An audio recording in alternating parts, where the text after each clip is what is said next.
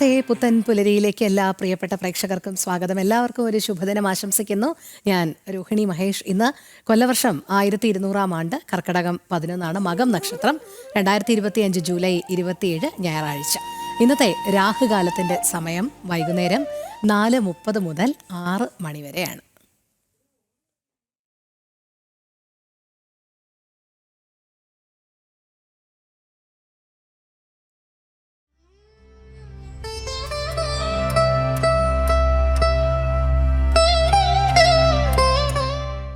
നമസ്കാരം.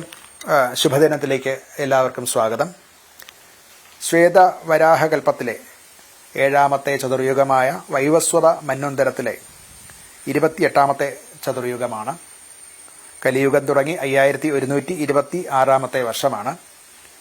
ഇന്ന് കലിദിന സംഖ്യ വരുന്നത് 18,72,418ാമത്തെ ദിവസമാണ്. ശ്രീകൃഷ്ണന്റെ സ്വർഗാരോഹണം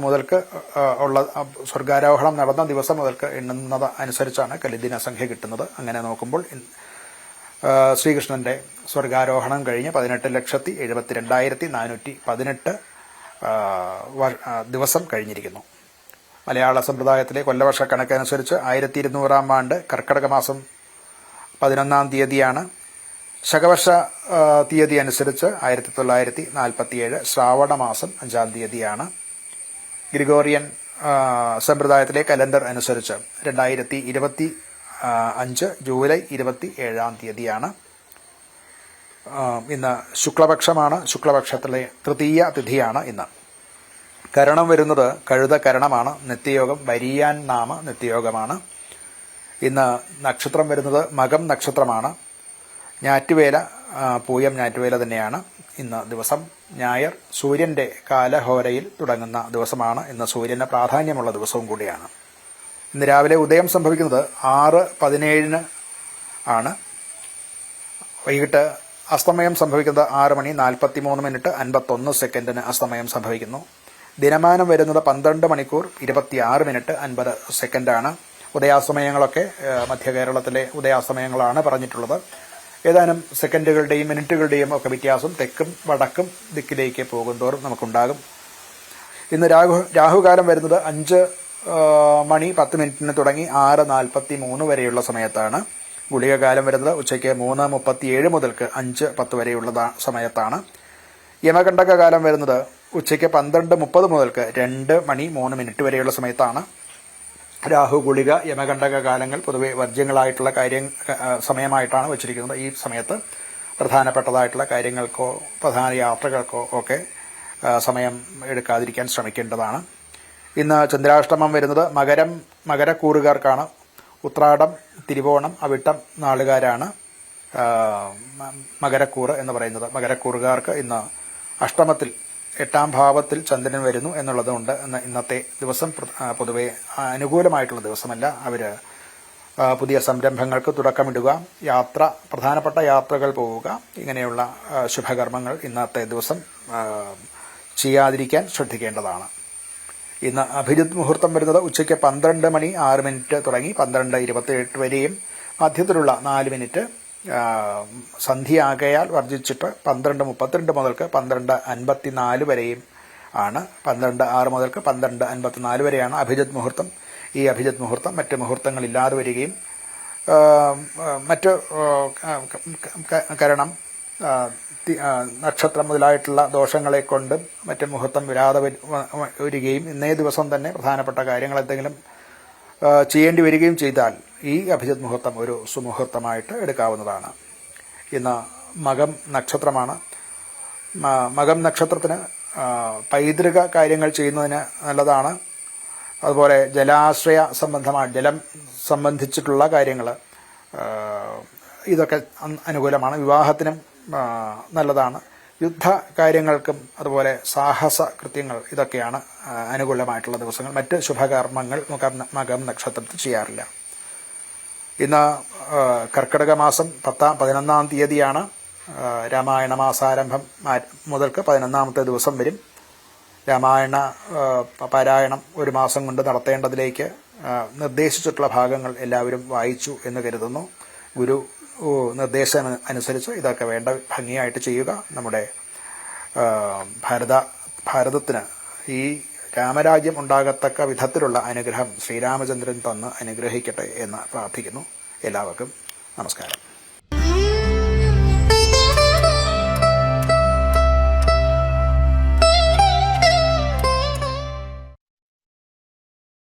പുതൻപുലരിയിൽ ഇനി നമുക്ക് പ്രധാന തലക്കെട്ടുകൾ നോക്കാം.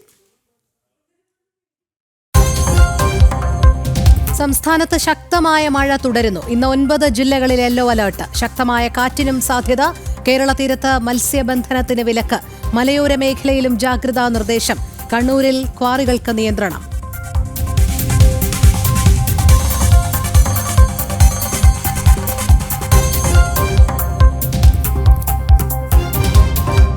ദേശീയ വിദ്യാഭ്യാസ സമ്മേളനത്തിന് ഇന്ന് തുടക്കം. 3 ദിവസം നീളുന്ന സമ്മേളനം കൊച്ചിയിൽ. സർവകലാശാല വിസിമാരും വിദ്യാഭ്യാസ രംഗത്തെ പ്രമുഖരും പങ്കെടുക്കും. നേതൃത്വം നൽകുക RSS Sarsanghchalak doctor Mohan Bhagwat.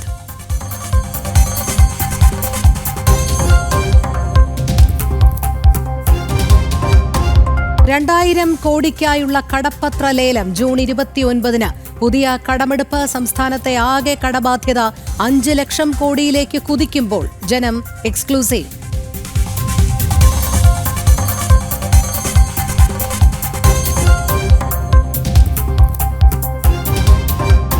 Thiruvananthapuram DCC അധ്യക്ഷ സ്ഥാനം രാജിവെച്ച് പാലോട് രവി. സ്ഥാനത്യാഗം. LDF ഭരണം തുടരുമെന്ന ഫോൺ സംഭാഷണം പുറത്തുവന്നതിനു പിന്നാലെ രാജി അംഗീകരിച്ച് KPCC നേതൃത്വം.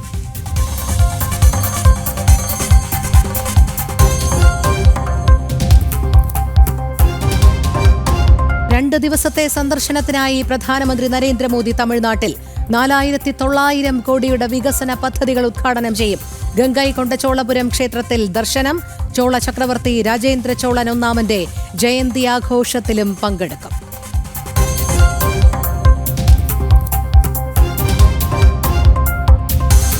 കംബോഡിയ തായ്ലൻഡ് സംഘർഷത്തിൽ ഇടപെട്ട അമേരിക്ക. അടിയന്തരമായി സംഘർഷം നിർത്തിവെക്കണമെന്ന് ഇരു രാജ്യങ്ങളോടും ട്രംപ്. വ്യാപാര ബന്ധം നിർത്തിവെക്കുമെന്ന് മുന്നറിയിപ്പ്. തായ്ലൻഡിലേക്ക് യാത്ര ചെയ്യരുതെന്ന് പൗരന്മാരോട് ഭാരതം.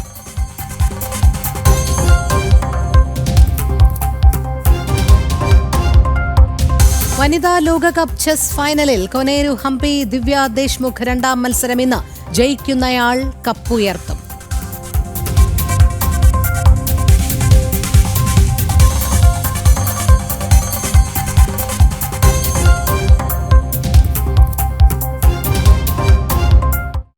തുള്ളി തോരാതെ മഴ.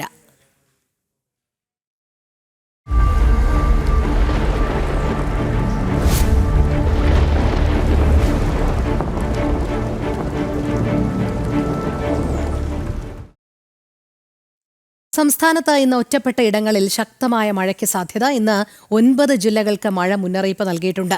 നദികളിലും ഡാമുകളിലും ജലനിരപ്പ് ഉയരുന്നതിനാൽ തീരത്ത് താമസിക്കുന്നവർക്കും ജാഗ്രതാ നിർദ്ദേശം നൽകി. മലയോര മേഖലകളിൽ പ്രത്യേക ജാഗ്രതാ മുന്നറിയിപ്പുണ്ട്. അതേസമയം ശക്തമായ കാറ്റിനും ഉയർന്ന തിരമാലയ്ക്കും സാധ്യതയുള്ളതിനാൽ തീരദേശത്തുള്ളവർ ജാഗ്രത പാലിക്കണമെന്നും മത്സ്യത്തൊഴിലാളികൾ കടലിൽ പോകരുതെന്നും വിലക്കും ഏർപ്പെടുത്തിയിട്ടുണ്ട്. കൂടുതൽ വിവരങ്ങളുമായി ടിൻഡു ദാസ് ചേരുന്നു തിരുവനന്തപുരത്ത് നിന്നും. ടിൻഡു, സംസ്ഥാനത്ത് വരും ദിവസങ്ങളിലും അതിശക്തമായ മഴ മുന്നറിയിപ്പ് തന്നെയാണുള്ളത്. അതോടൊപ്പം ഇന്ന് ഒറ്റപ്പെട്ട ഇടങ്ങളിൽ ശക്തമായ മഴയ്ക്ക് സാധ്യതയുണ്ട് എന്നും കാലാവസ്ഥാ പ്രവചനമുണ്ട്. എന്തെല്ലാം ജാഗ്രതാ നിർദ്ദേശങ്ങൾ കൂടി ഇതിനോടൊപ്പം വരുന്നുണ്ട്?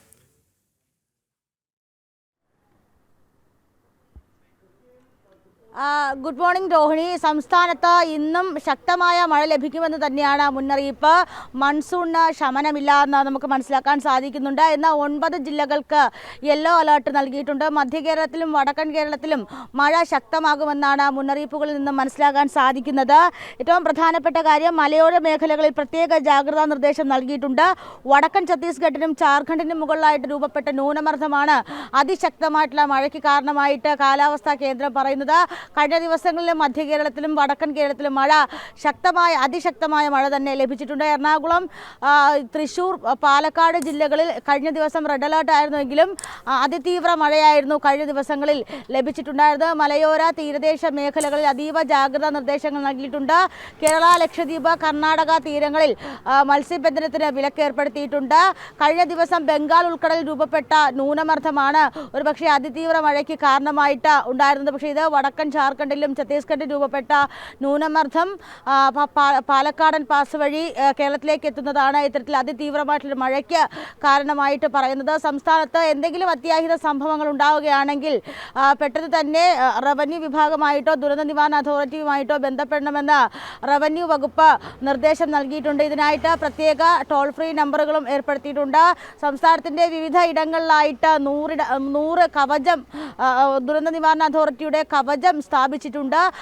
മണ്ണിടിച്ചിൽ, വെള്ളപ്പൊക്കം, പെട്ടെന്നുണ്ടാകുന്ന വെള്ളപ്പൊക്കം, ഉരുൾപൊട്ടൽ, അതിതീവ്ര കാറ്റ് തുടങ്ങിയവയൊക്കെ നേരത്തെ കവചത്തിന് അറിയിക്കാൻ സാധിക്കും. അങ്ങനെയാണെങ്കിൽ മതിയായ സുരക്ഷിതമായിട്ടുള്ള ഇടങ്ങളിലേക്ക് ജനങ്ങൾ മാറി താമസിക്കേണ്ടതായിട്ടുണ്ട്. അതോടൊപ്പം തന്നെ വൾണറബിൾ സിറ്റുവേഷൻസിൽ 5000-ഓളം ക്യാമ്പുകളിൽ മാറി താമസിക്കാനായിട്ടുള്ള സൗകര്യങ്ങൾ ഒരുക്കിയിട്ടുള്ളതായിട്ട് റവന്യൂ വകുപ്പ് നേരത്തെ തന്നെ മുന്നറിയിപ്പ് നൽകിയിട്ടുണ്ട്. വരും ദിവസങ്ങളിൽ മഴ ശക്തമാകും. മൺസൂൺ നേരത്തെയാണ് മൺസൂൺ എത്തിയതെങ്കിലും മൺസൂണിൻ്റെ തീവ്രത കുറയുന്നില്ല.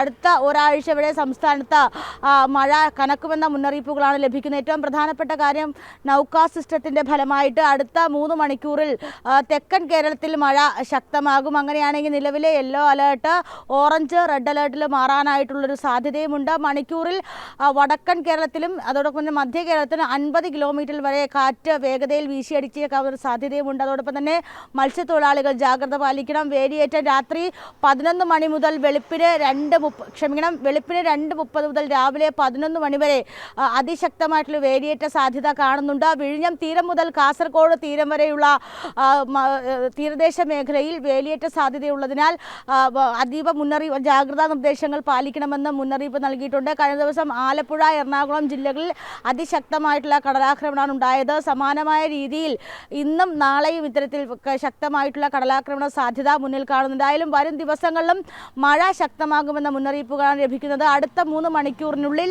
തെക്കൻ കേരളത്തിൽ നിലവിലെ സാഹചര്യങ്ങൾ മാറാനുള്ള സാധ്യതയും മുന്നിൽ കാണുന്നുണ്ട്. രോഹിണി. ശരി, ടിൻറ്റു ദാസാണ് വിവരങ്ങൾ നൽകിയത്. നമുക്കിനി വടക്കൻ കേരളത്തിലെ സാഹചര്യം കൂടി പരിശോധിക്കാം. കോഴിക്കോട് മലയോര മേഖലയിൽ ശക്തമായ കാറ്റും മഴയും തന്നെയാണ്. വിലങ്ങാട് ഉരുട്ടിയിൽ കാറ്റിൽ വ്യാപക നാശനഷ്ടം. കക്കയം ഡാമിന്റെ ഷട്ടറുകൾ തുറന്നു. കോഴിക്കോട് നാദാപുരം, കല്ലാച്ചി മേഖലകളിൽ മിന്നൽ ചുഴലിയുമുണ്ടായി. ഇന്നും പല സ്ഥലങ്ങളിലും വൈദ്യുതി ബന്ധം പൂർണ്ണമായും നിലയ്ക്കും എന്നുള്ള മുന്നറിയിപ്പുകളുണ്ട്. കനത്ത മഴയിൽ നീരൊഴുക്ക് ശക്തമായി തുടരുന്ന സാഹചര്യത്തിൽ കക്കയം ഡാമിന്റെ 2 ഷട്ടറുകളും 0.25 അടി വീതം ഉയർത്തി വെള്ളം പുറത്തേക്ക് ഒഴുക്കി വിടുകയാണ്. പുഴക്കരയിൽ താമസിക്കുന്നവർ ജാഗ്രത പാലിക്കണമെന്നുള്ള നിർദ്ദേശം വരുന്നുണ്ട്. ദിസ്ന സുരേഷ് ചേരുന്നു. ദിസ്ന, സംസ്ഥാനത്തൊട്ടാകെ അതിശക്തമായ മഴയാണ്. വടക്കൻ കേരളത്തിന്റെ സാഹചര്യവും വ്യത്യസ്തമല്ല. കോഴിക്കോട് ഈ കനത്ത മഴ ഏതൊക്കെ രീതിയിലാണ് ബാധിച്ചിരിക്കുന്നത്, പ്രത്യേകിച്ച് മലയോര മേഖലയെ സംബന്ധിച്ചിടത്തോളം?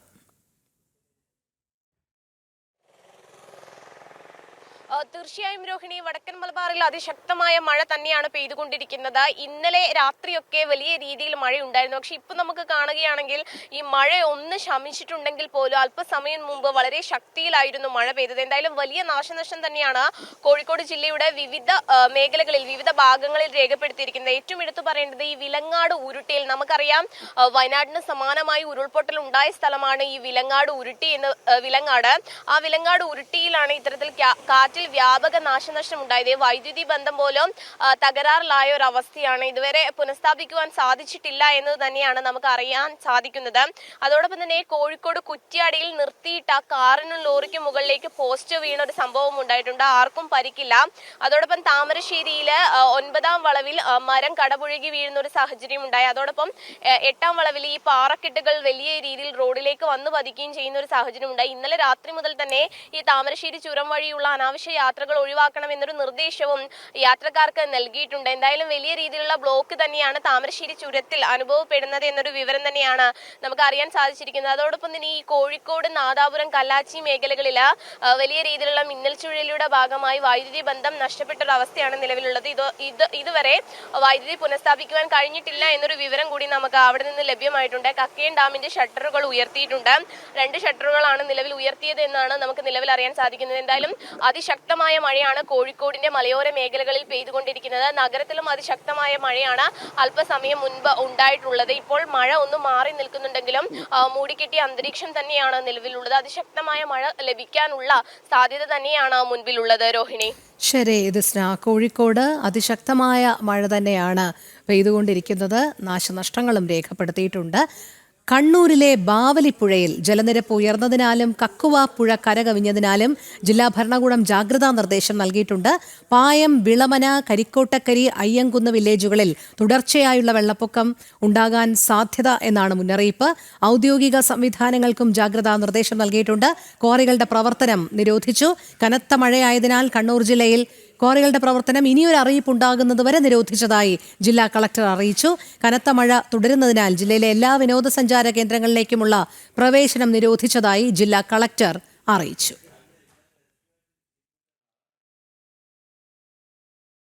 കോടതി ഉത്തരവും DNA പരിശോധനാ റിപ്പോർട്ടില്ലാതെയും ജനന സർട്ടിഫിക്കറ്റിൽ അച്ഛന്റെ പേര് മാറ്റാൻ കഴിയില്ലെന്ന് ഹൈക്കോടതി.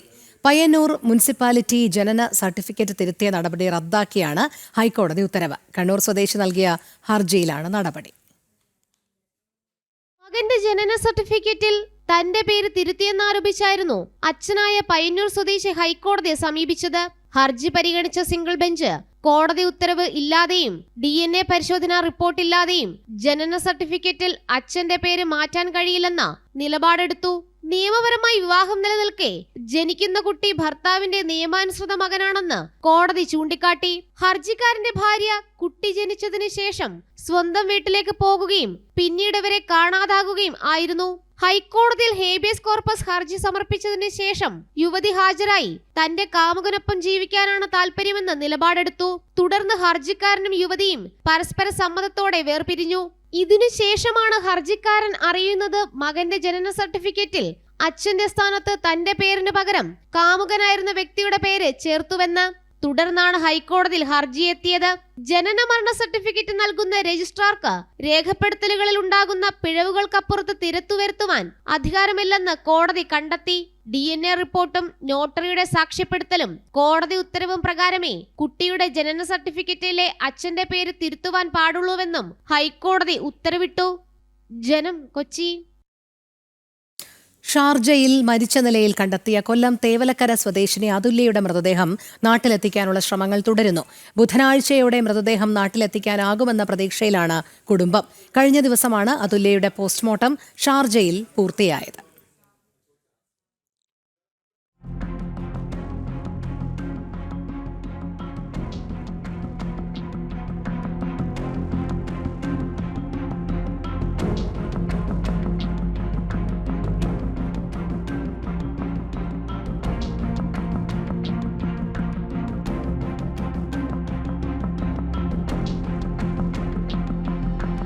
ഷാർജയിലെ പോസ്റ്റ്മോർട്ടം റിപ്പോർട്ട് ലഭിച്ചാൽ മാത്രമേ മൃതദേഹം കുടുംബത്തിന് വിട്ടുകിട്ടുന്ന കാര്യത്തിൽ തീരുമാനമാകൂ. ആവശ്യമുന്നയിച്ച് അതുല്യയുടെ സഹോദരി ഷാർജ സർക്കാരിനെ സമീപിച്ചിട്ടുണ്ട്. തങ്ങളുടെ മകൾ ഒരിക്കലും ആത്മഹത്യ ചെയ്യില്ലെന്ന് അതുല്യയുടെ മാതാപിതാക്കൾ ആരോപിക്കുന്നു. വരും ദിവസങ്ങളിൽ മൃതദേഹം വിട്ടുകിട്ടുമെന്ന പ്രതീക്ഷയിലാണ് കുടുംബം. 2-3 ദിവസം വൈകുമെന്നാണ് ഇന്നലെ അവിടെ നിന്നുള്ള നമുക്ക് കിട്ടിയ അറിയിപ്പ്. അതായത് ഒന്നുകിൽ ബുധനാഴ്ച വരെയെങ്കിലും ആവുമെന്നാണ് തോന്നുന്നത്. അവിടുത്തെ ഇൻവെസ്റ്റിഗേഷൻ്റെ ഭാഗം ഒന്നും ക്ലിയറൻസ് ആയിട്ടില്ല. അതിനുശേഷമേ അതിനെപ്പറ്റി ഒരു തീരുമാനം എടുക്കാനും പറ്റത്തുള്ളൂ. കേസിൻ്റെ അവിടെയാണോ കേസ് എന്താണെന്ന് അറിയത്തില്ലല്ലോ. ഈ കേസിൻ്റെ ക്ലിയറൻസ് ഇതുവരെ വന്നിട്ടില്ലല്ലോ. ഇത് മരണമാണോ സൂയിസൈഡാണോ എന്ന് ഇതുവരെ ഉറപ്പിച്ചിട്ടില്ല. എൻ്റെ മകൾ എന്തായാലും ഒരു കയ്യിലെത്തുണ്ടല്ലോ, അവിടെ ജീവൻ ഒടുക്കത്തില്ല, എനിക്ക് ഉറപ്പാണ്. ആ സ്ഥിതിക്ക് അവിടുത്തെ അന്വേഷണങ്ങളും അവിടുത്തെ റിപ്പോർട്ടുകളെല്ലാം വന്നതിന് ശേഷം നമുക്ക് അതിനെപ്പറ്റി അറിയാൻ പറ്റും. അതുല്യയുടെ മാതാപിതാക്കളുടെ പരാതിയിൽ കൊലപാതക കുറ്റമാണ് ഭർത്താവ് സതീഷിനെതിരെ തെക്കുംഭാഗം പോലീസ് ചുമത്തിയിരിക്കുന്നത്.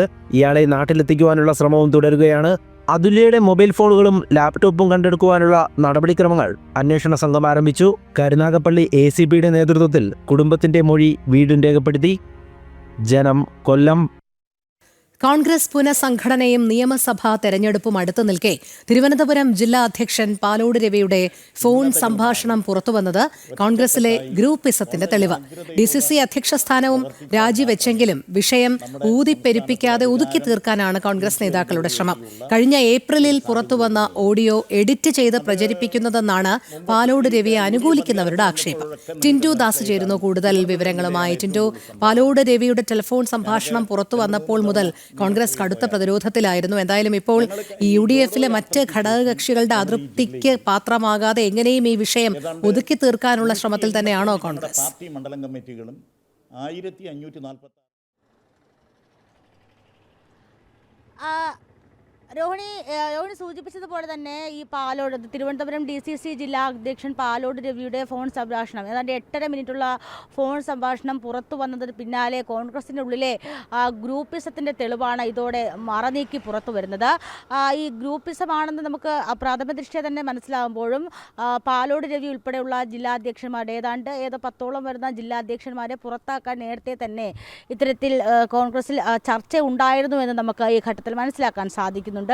അക്കാരണമാണ് ഒരുപക്ഷെ പാലോട് രവി തിരുവനന്തപുരത്ത് നെടുമങ്ങാടോ വാമനാപുരത്തോ ഒക്കെ സീറ്റ് ആവശ്യപ്പെട്ടിട്ടുണ്ടായിരുന്നു. അപ്പോൾ അത്തരത്തിലൊരു നിർബന്ധ ബുദ്ധി പാലോട് രവിയുടെ ഭാഗത്തു നിന്നും ഉണ്ടായിരുന്നു. ആ ഒരു ഘട്ടവും കൂടി കണക്കിലെടുത്തുകൊണ്ടാണ് ഒരുപക്ഷെ ഏപ്രിലിൽ പുറത്തു വന്ന ഓഡിയോ എഡിറ്റ് ചെയ്ത് ഈ ഘട്ടത്തിൽ പുറത്തുവിട്ടത് എന്നൊരു ആക്ഷേപമാണ് നിലവിൽ നിൽക്കുന്നത്. ഏറ്റവും പ്രധാനപ്പെട്ട കാര്യം പാലോട് രവിയുടെ ഈ വെളിപ്പെടുത്തൽ, അതായത് അടുത്ത തദ്ദേശ തെരഞ്ഞെടുപ്പിൽ CPM വീണ്ടും ഏറ്റവും കൂടുതൽ മേൽക്കൈ നേടും, 60ഓളം ഇടങ്ങളിൽ BJPയും മുൻകൈ നേടും.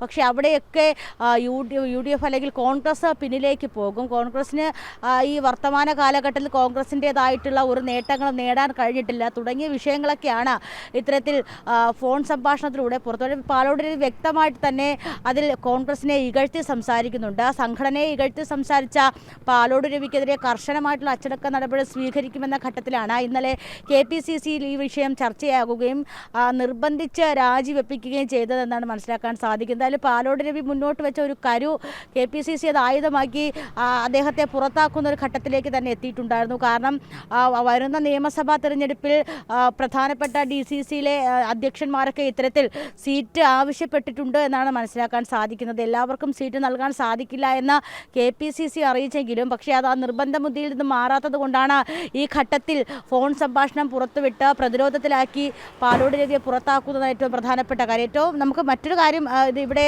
പ്രത്യക്ഷത്തിലല്ലെങ്കിൽ പോലും നമുക്ക് പറയാൻ സാധിക്കുന്നത് കഴിഞ്ഞ 10 വർഷമായിട്ട് കോൺഗ്രസ് അധികാരത്തിലുള്ള പാർട്ടിയല്ല. അപ്പോൾ അടുത്ത വരുന്ന തദ്ദേശ തെരഞ്ഞെടുപ്പ്, നിയമസഭാ തെരഞ്ഞെടുപ്പിൽ പോലും കോൺഗ്രസിൻ്റേതായിട്ടുള്ള മേൽക്കൈ നേടാൻ കഴിഞ്ഞില്ല എങ്കിൽ UDFിലെ പ്രധാന ഘടകകക്ഷിയായിട്ടുള്ള ലീഗ് കോൺഗ്രസിനെ വിട്ടുപോകും. നമുക്കറിയാം ലീഗിനെ സംബന്ധിച്ചിടത്തോളം CH മുഹമ്മദ് കോയെ പോലുള്ളവരൊക്കെ അധികാര സ്ഥാനത്തിലിരുന്ന ഒരു പാരമ്പര്യമുള്ള അല്ലെങ്കിൽ അത്തരത്തിലൊരു ഭൂതകാലമുള്ള ഒരു രാഷ്ട്രീയ കേരളമാണ്. അപ്പോൾ അത്തരത്തിൽ അധികാരമില്ലാതെ ലീഗ് എല്ലാ കാലവും UDFിനൊപ്പം നിൽക്കില്ല.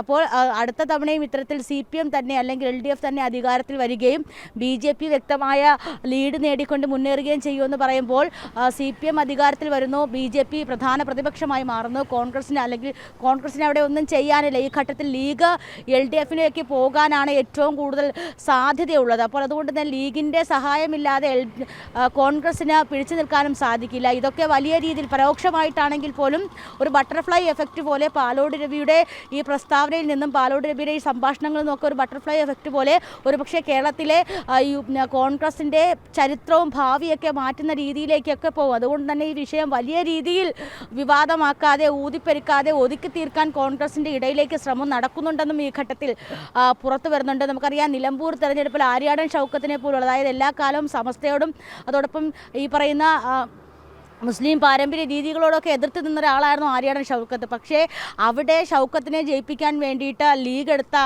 മേൽക്കൈ എന്ന് പറയുന്നത് എല്ലാ മുസ്ലിം വോട്ടുകളെ ഏകീകരിച്ചുകൊണ്ട് അധികാരം വേണമെന്ന ഒറ്റ ലക്ഷ്യം കൊണ്ട് മുസ്ലിം വോട്ടുകളെ ഏകീകരിച്ചുകൊണ്ട് നിലമ്പൂരിൽ അക്ഷീണം പരിശ്രമിച്ചുകൊണ്ടാണ് ഷൗക്കത്തിനെ ജയിപ്പിച്ച് മുന്നിലേക്ക് കൊണ്ടുവരുന്നത്. അപ്പോൾ ആ ഒരു ശ്രമം ലീഗിൻ്റെ ഭാഗത്തു നിന്ന് ഉണ്ടാകുമ്പോൾ ഇത്തരത്തിൽ കോൺഗ്രസിനകത്ത് തന്നെയുള്ള നേതാക്കന്മാർ കോൺഗ്രസ് മോശം പാർട്ടിയാണെന്നും കോൺഗ്രസിന് മറ്റൊന്നും വർത്തമാന കേരളത്തിൽ ചെയ്യാനില്ല എന്ന് പറയുമ്പോഴും അത് വലിയ രീതിയിൽ ക്ഷീണമുണ്ടാക്കുകയും അത് UDF എന്ന സംവിധാനത്തെ തകർത്തെടുക്കുകയും എന്നൊരു ധാരണയും നിലവിൽ നിൽക്കുന്നുണ്ട്. അപ്പോൾ എന്തായാലും ഇത്തരത്തിൽ വലിയ രീതിയിലൊരു ബട്ടർഫ്ലൈ എഫക്റ്റൊക്കെ ഉണ്ടാക്കാൻ കഴിയുന്ന ഒരു തീപ്പൊരിയാണ് പാലോട് രവി കൊളുത്തി വിട്ടിട്ടുള്ളത്. അപ്പോൾ എന്തായാലും പാലോട് രവിനെ പുറത്താക്കി ഈ വിഷയം അങ്ങ് ഒതുക്കി തീർക്കാനുള്ള ശ്രമം കോൺഗ്രസിനകത്തുനിന്ന് നടക്കുന്നുണ്ട്. എന്തായാലും പാലോട് രവി DCC അധ്യക്ഷ സ്ഥാനം രാജിവെച്ചിട്ടുണ്ട്.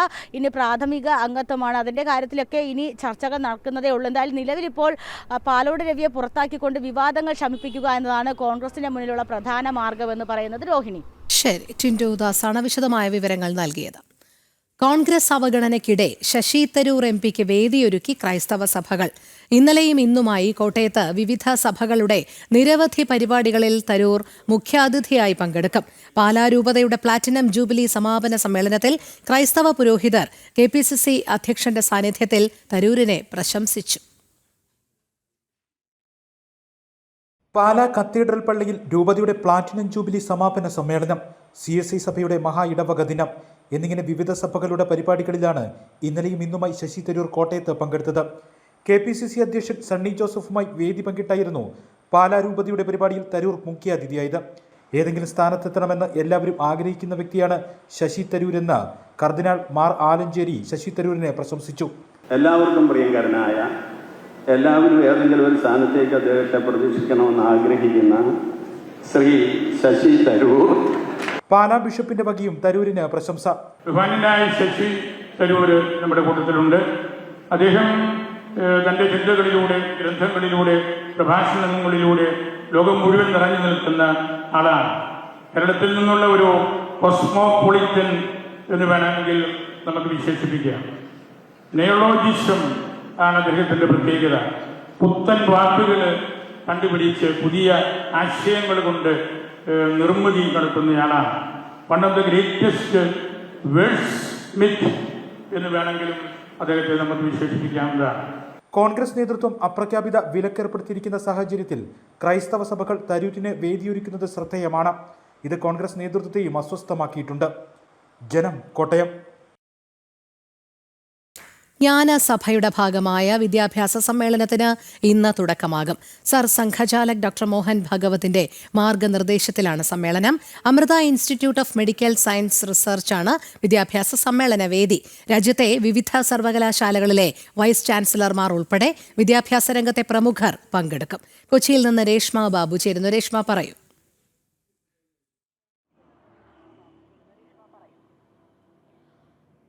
രോഹിണി, ശിക്ഷാ സംസ്കൃതി ഉത്ഥാന്യാസിന്റെ ആഭിമുഖ്യത്തിലാണ് ഇന്നും നാളെയും ഇടപ്പള്ളിയിലെ അമൃത ഹോസ്പിറ്റലിലെ ഒരുക്കിയിട്ടുള്ള വേദിയിൽ ഈ ജ്ഞാന സഭ നടക്കുക. ഒരു വിദ്യാഭ്യാസ സമ്മേളനമാണ്. RSS സർസംഘചാലകായിട്ടുള്ള ഡോക്ടർ മോഹൻ ഭാഗവതിന്റെ മാർഗനിർദ്ദേശങ്ങളിലാണ് ഈ ഒരു ജ്ഞാനസഭ നടക്കുന്നത്. പ്രധാനമായിട്ടും ഈ ദേശീയ വിദ്യാഭ്യാസ നയം, പുതിയ ദേശീയ വിദ്യാഭ്യാസ നയം, അത് എത്രത്തോളം കേരളത്തിലെ വിദ്യാഭ്യാസ സ്രോതസ്സുകളുമായിട്ട് ബന്ധപ്പെടുത്താം, ഇതടക്കമുള്ള വിഷയങ്ങളാണ് ഇന്ന് ഉച്ചയ്ക്ക് 2 മണി മുതൽ ചർച്ച ചെയ്യുക. അതിൽ പ്രധാനപ്പെട്ട വിദ്യാഭ്യാസ വിദഗ്ധർ, അതോടൊപ്പം തന്നെ ഈ കേരളത്തിലെ തന്നെ വിദ്യാഭ്യാസ സ്ഥാപനങ്ങളിലെ മേധാവിമാർ, അതോടൊപ്പം തന്നെ രാജ്യത്തെ വിവിധ സർവകലാശാലകളിലെ VC-മാർ, ഇവരടക്കം പങ്കെടുക്കുന്ന ഒരു ബൃഹത്തായിട്ടുള്ള സമ്മേളനം തന്നെയാണ് നിശ്ചയിച്ചിട്ടുള്ളത്. കഴിഞ്ഞ 2 ദിവസങ്ങളിലായിട്ട് ഡോക്ടർ മോഹൻ ഭാഗവത് കേരളത്തിലുണ്ട്, കൊച്ചിയിലുണ്ട്. ചിന്തൻ ബൈഠക്കും അതോടൊപ്പം തന്നെ മറ്റു ചില ചർച്ചകളിലും വ്യാപൃതമായിരുന്നു. അത്തരത്തിൽ വളരെ വലിയ രീതിയിലുള്ള ബൃഹത്തായിട്ടുള്ള ഒരു പരിപാടിയാണ് ഇന്നും നാളെയുമായിട്ട് അമൃത ഹോസ്പിറ്റലിലെ വേദിയിൽ നിശ്ചയിച്ചിട്ടുള്ളത്. അതോടൊപ്പം തന്നെ വൈകുന്നേരം 5 മണി മുതൽ 6:30 വരെയാണ് ഗവർണർ രാജേന്ദ്ര വിശ്വനാഥ് അർലേക്കർ പങ്കെടുക്കുന്ന പരിപാടി നിശ്ചയിച്ചിട്ടുള്ളത്. ആ പരിപാടിയുടെ പേര് എന്ന് പറയുന്നത് അതൊരു പൊതുസഭയാണ്. വിദ്യാഭ്യാസത്തിലെ ഭാരതീയത, കേരളീയ പരിപ്രേക്ഷ്യം എന്ന വിഷയമാണ് ആ പൊതുസഭയിൽ ഉന്നയിക്കപ്പെടുക. അതിൽ വിദഗ്ധരായിട്ടുള്ള വിദ്യാഭ്യാസ വിചക്ഷണന്മാർ അത് സംബന്ധിച്ചുള്ള ചർച്ചകളിൽ പങ്കെടുക്കുകയും ചെയ്യും. എന്തായാലും ഈ അവസാനത്തെ ദിവസമായിട്ടുള്ള തിങ്കളാഴ്ച ആണ് ഈ വിവിധ സർവകലാശാലകളുടെ VC-മാർ പങ്കെടുക്കുന്ന പരിപാടി ഉണ്ടാകുക. എന്തായാലും പൊതുവായിട്ടുള്ള ഒരു വിദ്യാഭ്യാസ നയത്തിൽ, അതായത് പുതിയതായിട്ട് രൂപവൽക്കരിച്ചിട്ടുള്ള ദേശീയ വിദ്യാഭ്യാസ നയം, അത് എത്രത്തോളം കേരളീയ വിദ്യാഭ്യാസ മേഖലയെ ഉപയോഗിക്കാൻ സാധിക്കും അല്ലെങ്കിൽ സഹായിക്കും, ഇതടക്കമുള്ള കാര്യങ്ങളിൽ ബൃഹത്തായിട്ടുള്ള പദ്ധതികൾ ആവിഷ്കരിച്ചുകൊണ്ടും അതോടൊപ്പം തന്നെ രാജ്യത്തെ വിവിധ സർവകലാശാലകളുടെ VC-മാർ അവർക്ക് എന്താണ് പറയാനായിട്ടുള്ളത്, ഈ ഒരു വിദ്യാഭ്യാസ സമ്പ്രദായത്തിൽ എത്രത്തോളം ഒരു അഴിച്ചുപണി ഉണ്ടാക്കാൻ സാധിക്കും, ഇതടക്കമുള്ള കാര്യങ്ങളിൽ തന്നെയാണ് ചർച്ചകൾ പ്രധാനമായിട്ടും മുന്നോട്ട് പോവുക. AICTയുടെ ചെയർമാൻ അടക്കമുള്ള പ്രമുഖർ ഇതിൽ പങ്കെടുക്കുകയും ചെയ്യും. എന്തായാലും ഈ കഴിഞ്ഞ 2 ദിവസമായിട്ട് ഇത് സംബന്ധിച്ചുള്ള ചർച്ചകളായിരുന്നു ഈ പിറവത്തെ വെളിയനാട്ടെ ആദിശങ്കര നിലയത്തിൽ ഉണ്ടായിരുന്നത്. അതിന് ഇന്നും നാളെയുമായിട്ടാണ് ഈ പരിപാടി സംഘടിപ്പിക്കുന്നത്. എന്തായാലും ഇടപ്പള്ളിയിലെ അമൃത ഹോസ്പിറ്റലിൽ ഒരുക്കിയിട്ടുള്ള വേദിയിലാണ് ജ്ഞാനസഭയുടെ അതിന്റെ ചർച്ചകളും അതിന്റെ പരിപാടിയും സംഘടിപ്പിക്കുന്നത്. രോഹിണി. ശരി, രേഷ്മ ബാബുവാണ് കൊച്ചിയിൽ നിന്നും വിവരങ്ങൾ നൽകിയത്. പെറ്റി കേസിലെ പിഴ തുകയിൽ നിന്ന് ലക്ഷങ്ങൾ തട്ടിയെടുത്ത കേസിൽ വനിതാ സിവിൽ പോലീസ് ഓഫീസർ ഒളിവിൽ. പ്രത്യേക സംഘം അന്വേഷണം തുടങ്ങിയതിന് പിന്നാലെയാണ് മൂവാറ്റുപുഴ പോലീസ് സ്റ്റേഷനിലെ സീനിയർ CPO ആയിരുന്ന ശാന്തിനി കൃഷ്ണൻ ഒളിവിൽ പോയത്. കേസ് സംബന്ധിച്ച റിപ്പോർട്ട് വിജിലൻസ് മേധാവിക്ക് കൈമാറി. രേഷ്മ ബാബു ചേരുന്നു. രേഷ്മ, പോലീസ് സേനയ്ക്കകത്ത് തന്നെ നാണക്കേടുണ്ടാക്കിയ ഒരു സംഭവമായിരുന്നു. എന്തായാലും പ്രത്യേക അന്വേഷണ സംഘം രൂപീകൃതമായതിനു ശേഷമാണോ ഈ സിവിൽ പോലീസ് ഓഫീസർ ഒളിവിൽ പോയിരിക്കുന്നത്? അന്വേഷണം ഇനി തുടർന്ന് എങ്ങനെ മുന്നോട്ട് കൊണ്ടുപോകും എന്നുള്ള ഒരു നീക്കത്തിലാണ് പോലീസ്.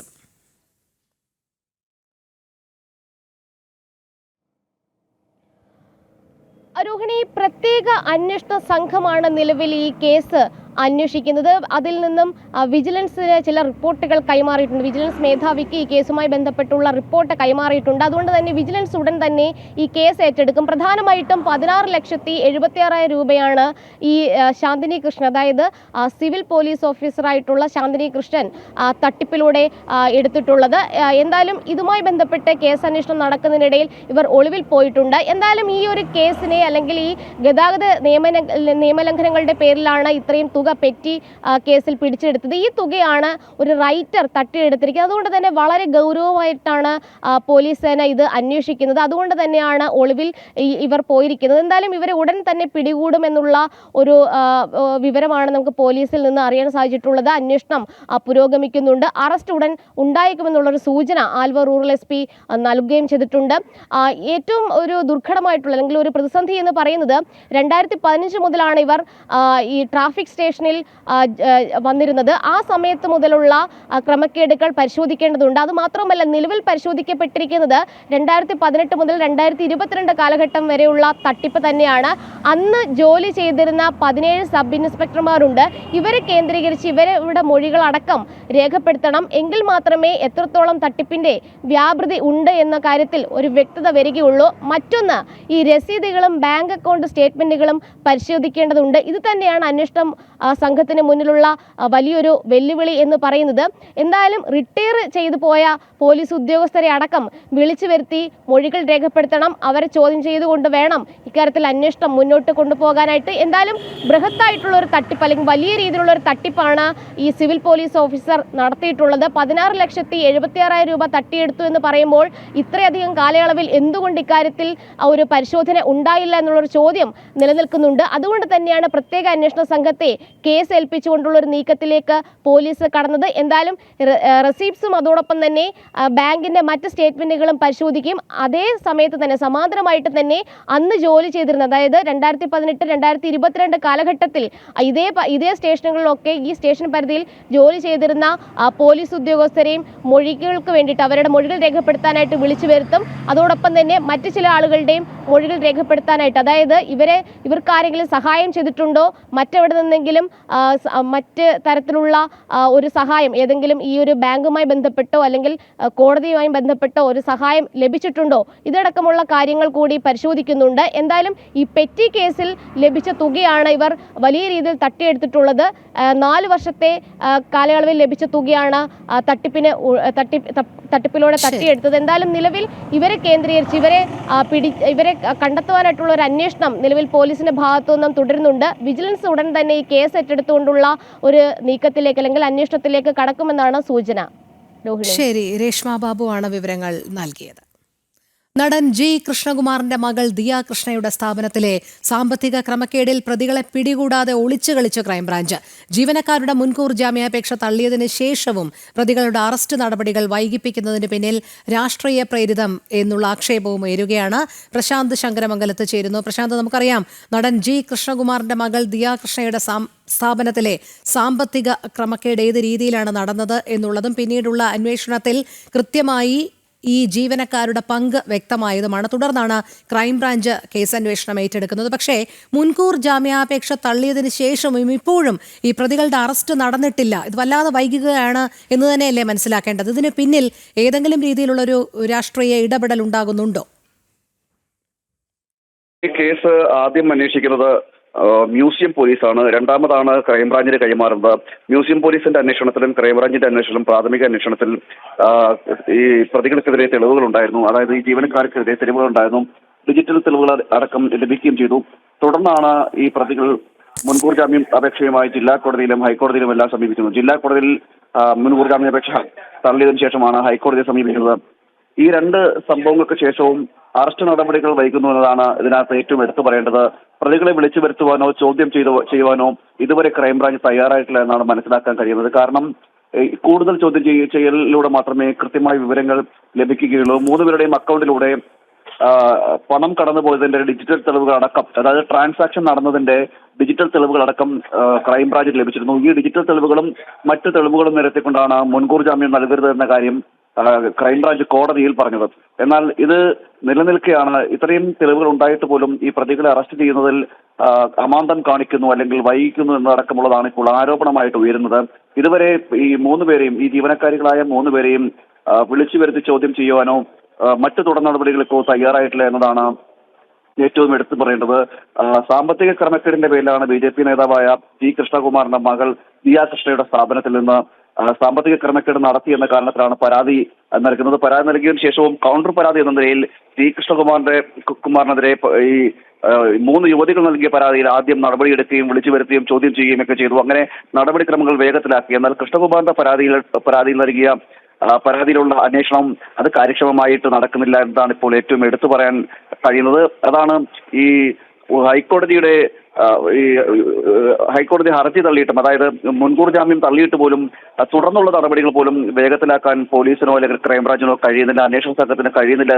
ഇതാണ് ഈ രാഷ്ട്രീയ ലക്ഷ്യം ഇതിന് പിന്നിലുണ്ടോ എന്നൊരു സംശയവും മുന്നിൽ നിൽക്കുന്നത്. കാരണം BJP നേതാവായത് കൊണ്ടാണോ കൃഷ്ണകുമാറിന്റെ കാര്യത്തിൽ മാത്രം ഈ സമീപനം സ്വീകരിക്കുന്നത് എന്നതടക്കമാണ് ഇപ്പോൾ ആക്ഷേപമായിട്ട് വരുന്നത്. നമുക്കറിയാം, ഇത്തരത്തിലൊരു സാമ്പത്തിക ക്രമക്കേട്, അതും ചെറിയ തുകയല്ല, 69 ലക്ഷം രൂപയുടെ തുക തട്ടിയെടുത്തതാണ് കേസ്. ഇത്തരമൊരു കേസ് ഉണ്ടാകുമ്പോൾ സ്വാഭാവികമായിട്ടും പോലീസ് സ്വീകരിക്കുന്ന നടപടി ഈ പ്രതികളെ വിളിച്ചു വരുത്തുകയും കസ്റ്റഡിയിലെടുത്തുകൊണ്ട് ചോദ്യം ചെയ്തുകൊണ്ട് തെളിവുകൾ പരമാവധി ശേഖരിച്ച് അറസ്റ്റ് നടപടിയിലേക്കടക്കം കടക്കുകയാണ് ചെയ്യുന്നത്. ഇതിൽ കൃത്യമായ തെളിവുകൾ പോലീസിന്റെ ഭാഗത്ത് ലഭിച്ചിട്ടുണ്ട്. സാമ്പത്തിക ക്രമക്കേട് നടത്തിയതിന് കൃത്യമായ രേഖകൾ ക്രൈംബ്രാഞ്ചിന്റെ ഭാഗത്തുനിന്ന് ക്രൈംബ്രാഞ്ച് ശേഖരിച്ചിട്ടുണ്ട്. എന്നിരുന്നിട്ടും തുടർ അന്വേഷണമോ ഈ യുവതികളെ വിളിച്ചു വരുത്തുവാനോ ഒന്നും ക്രൈംബ്രാഞ്ച് തയ്യാറാക്കുന്നില്ല. ഇതിന് പിന്നിൽ എന്തെങ്കിലും ഗൂഢലക്ഷ്യമുണ്ടോ അല്ലെങ്കിൽ പ്രതികളെ സംരക്ഷിക്കുന്ന നടപടിയാണോ ക്രൈംബ്രാഞ്ച് സ്വീകരിക്കുന്നത് എന്നതടക്കമുള്ള സംശയങ്ങൾ ഉണ്ടാകുന്നത്. ഇതുവരെ ഇപ്പോൾ ഹൈക്കോടതിയുടെ വിധി വന്നതിന് ശേഷം 2 ദിവസം പിന്നിടുന്നു. ജാമ്യ ഹർജി തള്ളിയതിനു ശേഷം 2 ദിവസം പിന്നിടുന്നു. ഈ 2 ദിവസം പിന്നിട്ടുമ്പോഴും ക്രൈംബ്രാഞ്ച് സ്വീകരിക്കുന്ന സമീപനം മന്ദമായിട്ടുള്ള സമീപനമാണ്. മെല്ലപ്പൊക്കാണ് ക്രൈംബ്രാഞ്ച് ഈ വിഷയത്തിൽ സ്വീകരിക്കുകയും ചെയ്യുന്നത്. മറ്റ് ഏതെങ്കിലും ഒരു കേസായിരുന്നെങ്കിൽ അല്ലെങ്കിൽ മറ്റേതെങ്കിലും ഒരു വിഷയമായിരുന്നെങ്കിൽ സ്വീകരിക്കുന്ന സമീപനവും ഈ കേസുമായി ബന്ധപ്പെട്ട് സ്വീകരിക്കുന്ന സമീപനവും തമ്മിലുള്ള വ്യത്യാസം നമുക്ക് മനസ്സിലാക്കാൻ കഴിയുകയും ചെയ്യും.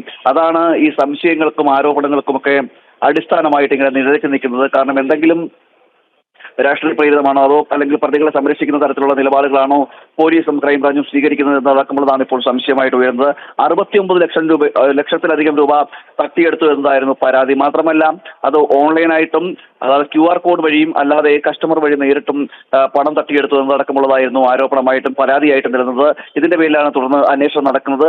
അന്വേഷണത്തിന് ശേഷം ഈ പെൺകുട്ടികൾക്ക് മുൻകൂർ ജാമ്യത്തിലുള്ള അവസരം പോലീസ് ഒരുക്കി കൊടുക്കുന്ന ഒരു സാഹചര്യം നമുക്ക് ഈ കേസിൽ കാണാൻ കഴിയുമായിരുന്നു. അത് ജില്ലാ കോടതിയിലേക്കാണെങ്കിൽ പോലും ഹൈക്കോടതിയിലേക്കാണെങ്കിൽ പോലും മുൻകൂർ ജാമ്യത്തിന് ഒരു അവസരം ക്രൈംബ്രാഞ്ച് ഉണ്ടാക്കി കൊടുക്കുന്നു എന്നതും ഒരു പരാതിയായിട്ട് ഉയരുന്ന ഒരു സാഹചര്യമുണ്ട്. രോഹിണി, പ്രശാന്താണ് വിവരങ്ങൾ നൽകിയത്. കംബോഡിയ തായ്ലൻഡ് സംഘർഷത്തിൽ ഇടപെട്ട അമേരിക്ക അടിയന്തരമായ സംഘർഷം നിർത്തിവെക്കണമെന്ന് ഇരു രാജ്യങ്ങളോടും പ്രസിഡന്റ് ഡൊണാൾഡ് ട്രംപ് ആവശ്യപ്പെട്ടു. അമേരിക്കയുമായി മികച്ച വ്യാപാര ബന്ധം ഇരു രാജ്യങ്ങളും ആഗ്രഹിക്കുന്നുണ്ട്. സംഘർഷം തുടർന്നാൽ അതിനുള്ള സാധ്യത ഇല്ലാതാകും എന്ന മുന്നറിയിപ്പാണ് ട്രംപ് നൽകിയത്. തായ്ലൻഡ് താൽക്കാലിക പ്രധാനമന്ത്രിയുമായും കംബോഡിയ പ്രധാനമന്ത്രിയുമായും US പ്രസിഡന്റ് ഫോണിൽ സംസാരിച്ചു. ഇരു പ്രധാനമന്ത്രിമാരും സമാധാനം ആഗ്രഹിക്കുന്നതായും ട്രംപ് സമൂഹ മാധ്യമത്തിൽ കുറിച്ചു. ഐസൺ ജോസ് ചേരുന്ന വിവരങ്ങളുമായി. ഐസൺ, തായ്ലൻഡ് കംബോഡിയ സംഘർഷത്തിൽ ഏറ്റവും ഒടുവിലായി ഇപ്പോൾ നിലവിൽ അമേരിക്ക ഇടപെടുന്നതോടുകൂടി അതിനൊരു അയവ് വരാനുള്ള സാധ്യത കാണുന്നുണ്ടോ? തീർച്ചയായും അമേരിക്കയുടെ ഇടപെടൽ മൂലം അതിന് അയവ് വന്നു എന്ന് തന്നെയാണ് നമുക്ക് മനസ്സിലാക്കേണ്ടത്. അത്തരത്തിലൊരു ഇടപെടൽ ട്രംപിന്റെ ഭാഗത്തു നിന്നുണ്ടായിരിക്കുന്നു എന്ന് തന്നെയാണ്. അതുകൊണ്ട് തന്നെ ഈ പ്രശ്നം സങ്കീർണമാകാതെ അധികം വൈകാതെ തന്നെ പരിഹരിക്കപ്പെടും, അല്ലെങ്കിൽ പരിഹരിക്കുന്നതിന്റെ ആദ്യഘട്ടത്തിൽ എത്തി എന്ന് തന്നെ വിലയിരുത്താവുന്ന ഒരു സാഹചര്യമാണ് ഇപ്പോൾ ഉള്ളത്. നേരത്തെ സൂചിപ്പിച്ചതുപോലെ, രോഹിണി തന്നെ സൂചിപ്പിച്ചതുപോലെ, തായ്ലൻഡിന്റെ താൽക്കാലിക പ്രധാനമന്ത്രി ഫുംതാം അജചായുമായും അതുപോലെ കംബോഡിയയുടെ പ്രധാനമന്ത്രി ഹുൻ മാനറ്റുമായും ഫോണിൽ സംസാരിച്ചിരുന്നു ട്രംപ്. ഈ ഫോണിൽ സംസാരിച്ചതിന്റെ വിശദാംശങ്ങൾ അദ്ദേഹം നമ്മളിപ്പോൾ ദൃശ്യങ്ങളിൽ കാണുന്നത് പോലെ ഇത്തരത്തിലുള്ള സമൂഹ മാധ്യമത്തിലെല്ലാം കുറിക്കുകയും ചെയ്തു. ഇരു രാജ്യങ്ങളുടെയും പ്രധാനമന്ത്രിമാരുമായി സംസാരിച്ച് പരസ്പരം പ്രശ്നങ്ങൾ പറഞ്ഞു തീർക്കുന്നതിന് തയ്യാറാണെന്ന് അറിയിച്ചതായി പരസ്പരം അറിയിക്കുകയും അതിനെ മധ്യസ്ഥം വഹിക്കുകയും ചെയ്തതിന് ശേഷമാണ് ട്രംപ് ഇക്കാര്യങ്ങളെല്ലാം വ്യക്തമാക്കിയത്. ഇരു രാജ്യങ്ങളും മികച്ച വാണിജ്യ ബന്ധം അമേരിക്കയുമായി ആഗ്രഹിക്കുന്നുണ്ട്. അത്തരത്തിൽ ആഗ്രഹിക്കുന്നുണ്ടെങ്കിൽ ഈ സംഘർഷം അവസാനിപ്പിക്കുക തന്നെ വേണം എന്നൊരു നിലപാട് വളരെ കൃത്യമായി ട്രംപ് അറിയിക്കുകയും ചെയ്തു. ഇതിനെ 2 പ്രധാനമന്ത്രിമാരും, അതായത് തായ്ലൻഡിന്റെ താൽക്കാലിക പ്രധാനമന്ത്രിയും അതുപോലെ തന്നെ കംബോഡിയയുടെ പ്രധാനമന്ത്രിയും അത് അംഗീകരിക്കുകയും വരികയും ചെയ്തു എന്നാണ് മനസ്സിലാക്കാൻ സാധിക്കുന്നത്. സ്വാഭാവികമായും ഈ ഒരു തീരുമാനമുണ്ടായതിന് പിന്നാലെ ഈ പ്രശ്നം പരിഹരിക്കപ്പെടുന്നു എന്ന് തന്നെയാണ് അറിയാൻ സാധിക്കുന്നത്. നമുക്കറിയാവുന്നതാണ്, കംബോഡിയ തായ്ലൻഡ് അതിർത്തിയിൽ ഈ ബോംബുകൾ സംബന്ധിച്ച ഒരു തർക്കമാണ് ഈ വലിയ സംഘർഷത്തിലേക്ക് എത്തുകയും പരസ്പരം വെടിയുതിർക്കുന്ന സാഹചര്യങ്ങളിലേക്ക് എത്തുകയും ഒരു ഘട്ടത്തിൽ തായ്ലൻഡ് വ്യോമാക്രമണം തന്നെ കംബോഡിയക്കെതിരെ നടത്തുകയും ചെയ്ത സാഹചര്യമുണ്ടായത്. ഈ പശ്ചാത്തലമെല്ലാം ചേർത്ത് ഒരു സംഘർഷാവസ്ഥ മേഖലയിൽ വരുന്ന ഒരു സാഹചര്യത്തിലാണ് അടിയന്തരമായ ട്രംപിന്റെ ഇടപെടൽ ഉണ്ടാകുന്നതും പ്രശ്നത്തിന് ഒരു ശാശ്വത പരിഹാരത്തിലേക്ക് നീങ്ങുന്നതിന്റെ പ്രാഥമിക ഘട്ടം തയ്യാറാവുകയും ചെയ്തിരിക്കുന്നത്. രോഹിണി. ശരി, ഐസനാണ് വിവരങ്ങൾ നൽകിയത്. ഗാസയിലെ ജനങ്ങൾക്കുള്ള മാനുഷിക സഹായങ്ങൾ പുനരാരംഭിച്ച ഇസ്രായേൽ അത്യാവശ്യ ഭക്ഷ്യവസ്തുക്കളും മറ്റുൽപ്പന്നങ്ങളും വിവിധ ഇടങ്ങളിൽ ഇസ്രായേൽ വ്യോമസേന വിമാനങ്ങൾ വഴിയാണ് വിതരണം ചെയ്യുന്നത്. UN സഹായ വിതരണം പുനരാരംഭിക്കുന്നതിന് പ്രത്യേക ഇടനാഴികൾ തുറക്കുമെന്നും ഇസ്രായേൽ പ്രതിരോധ സേന അറിയിച്ചിരുന്നു. ദോഹയിൽ നടന്ന വെടിനിർത്തൽ ചർച്ചകൾ അന്തിമ തീരുമാനത്തിലെത്താതെ പിരിഞ്ഞ സാഹചര്യത്തിലാണ് മാനുഷിക സഹായങ്ങൾ പുനരാരംഭിക്കുന്നത്. ഗാസയിൽ കൊടും പട്ടിണി എന്നത് ഹമാസിന്റെ തെറ്റായ പ്രചാരണമെന്നും ഇസ്രായേൽ പ്രതിരോധ സേന അറിയിച്ചു.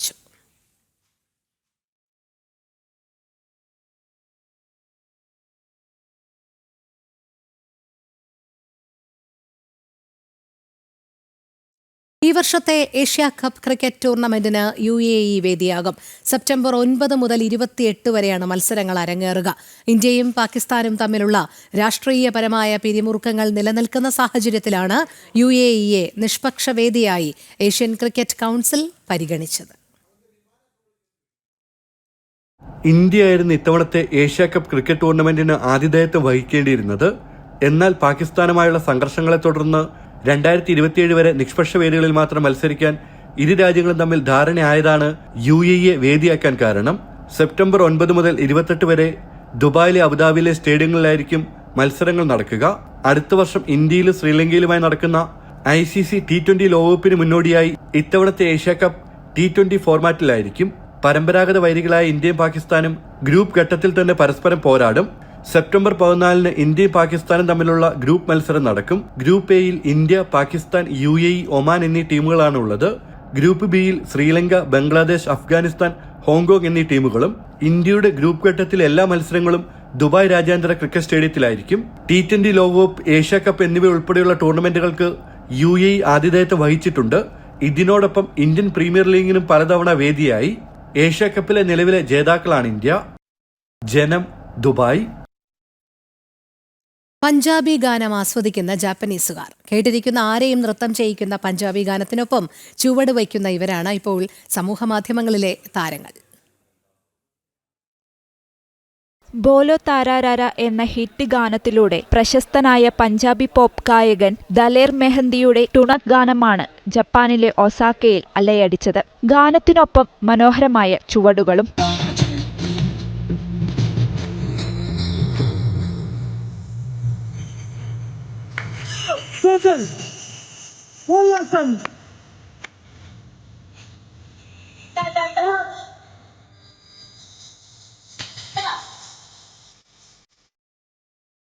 തിരക്കേറിയ ജീവിതത്തിലും മനോഹരമായ പഞ്ചാബി ഗാനത്തിന് ജാപ്പനീസുകാർ താളം പിടിക്കുന്നുവെന്ന അടിക്കുറിപ്പോടെ പങ്കുവച്ച വീഡിയോ ഇതിനകം സമൂഹമാധ്യമങ്ങളിൽ വൈറലാണ്. പഞ്ചാബി ഗായകനൊപ്പം ജാപ്പനീസ് നർത്തകർ ചുവടുവയ്ക്കുന്നതും കാഴ്ചക്കാർ താളം പിടിക്കുന്നതുമാണ് വീഡിയോയുടെ മനോഹാരിത വർദ്ധിപ്പിക്കുന്നത്.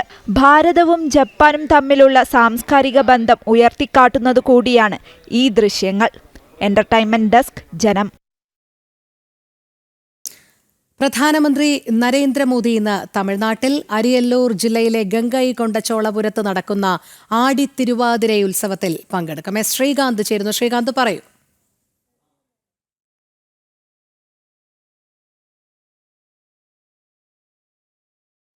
പ്രധാനമന്ത്രി നരേന്ദ്രമോദി ഇന്ന് തമിഴ്നാട്ടിലെത്തുകയാണ്. അരിയല്ലൂർ ജില്ലയിലെ ഗംഗൈകൊണ്ടച്ചോളപുരത്ത് നടക്കുന്ന ആടിത്തിരുവാതിര ഉത്സവത്തിലാണ് പങ്കെടുക്കുന്നത്.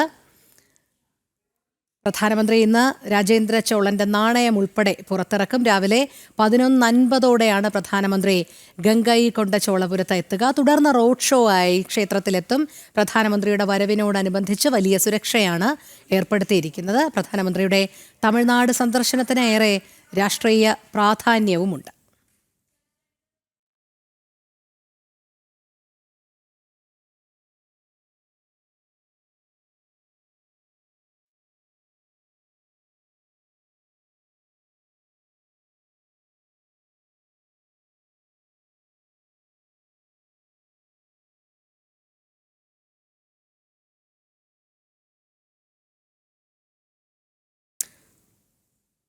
പ്രധാനമന്ത്രി നരേന്ദ്രമോദി ഇന്ന് തമിഴ്നാട്ടിലെത്തും. അദ്ദേഹം അരിയല്ലൂർ ജില്ലയിലെ ഗംഗൈകൊണ്ട ചോളപുരത്ത് നടക്കുന്ന ആടിത്തിരുവാതിര ഉത്സവത്തിൽ പങ്കെടുക്കും.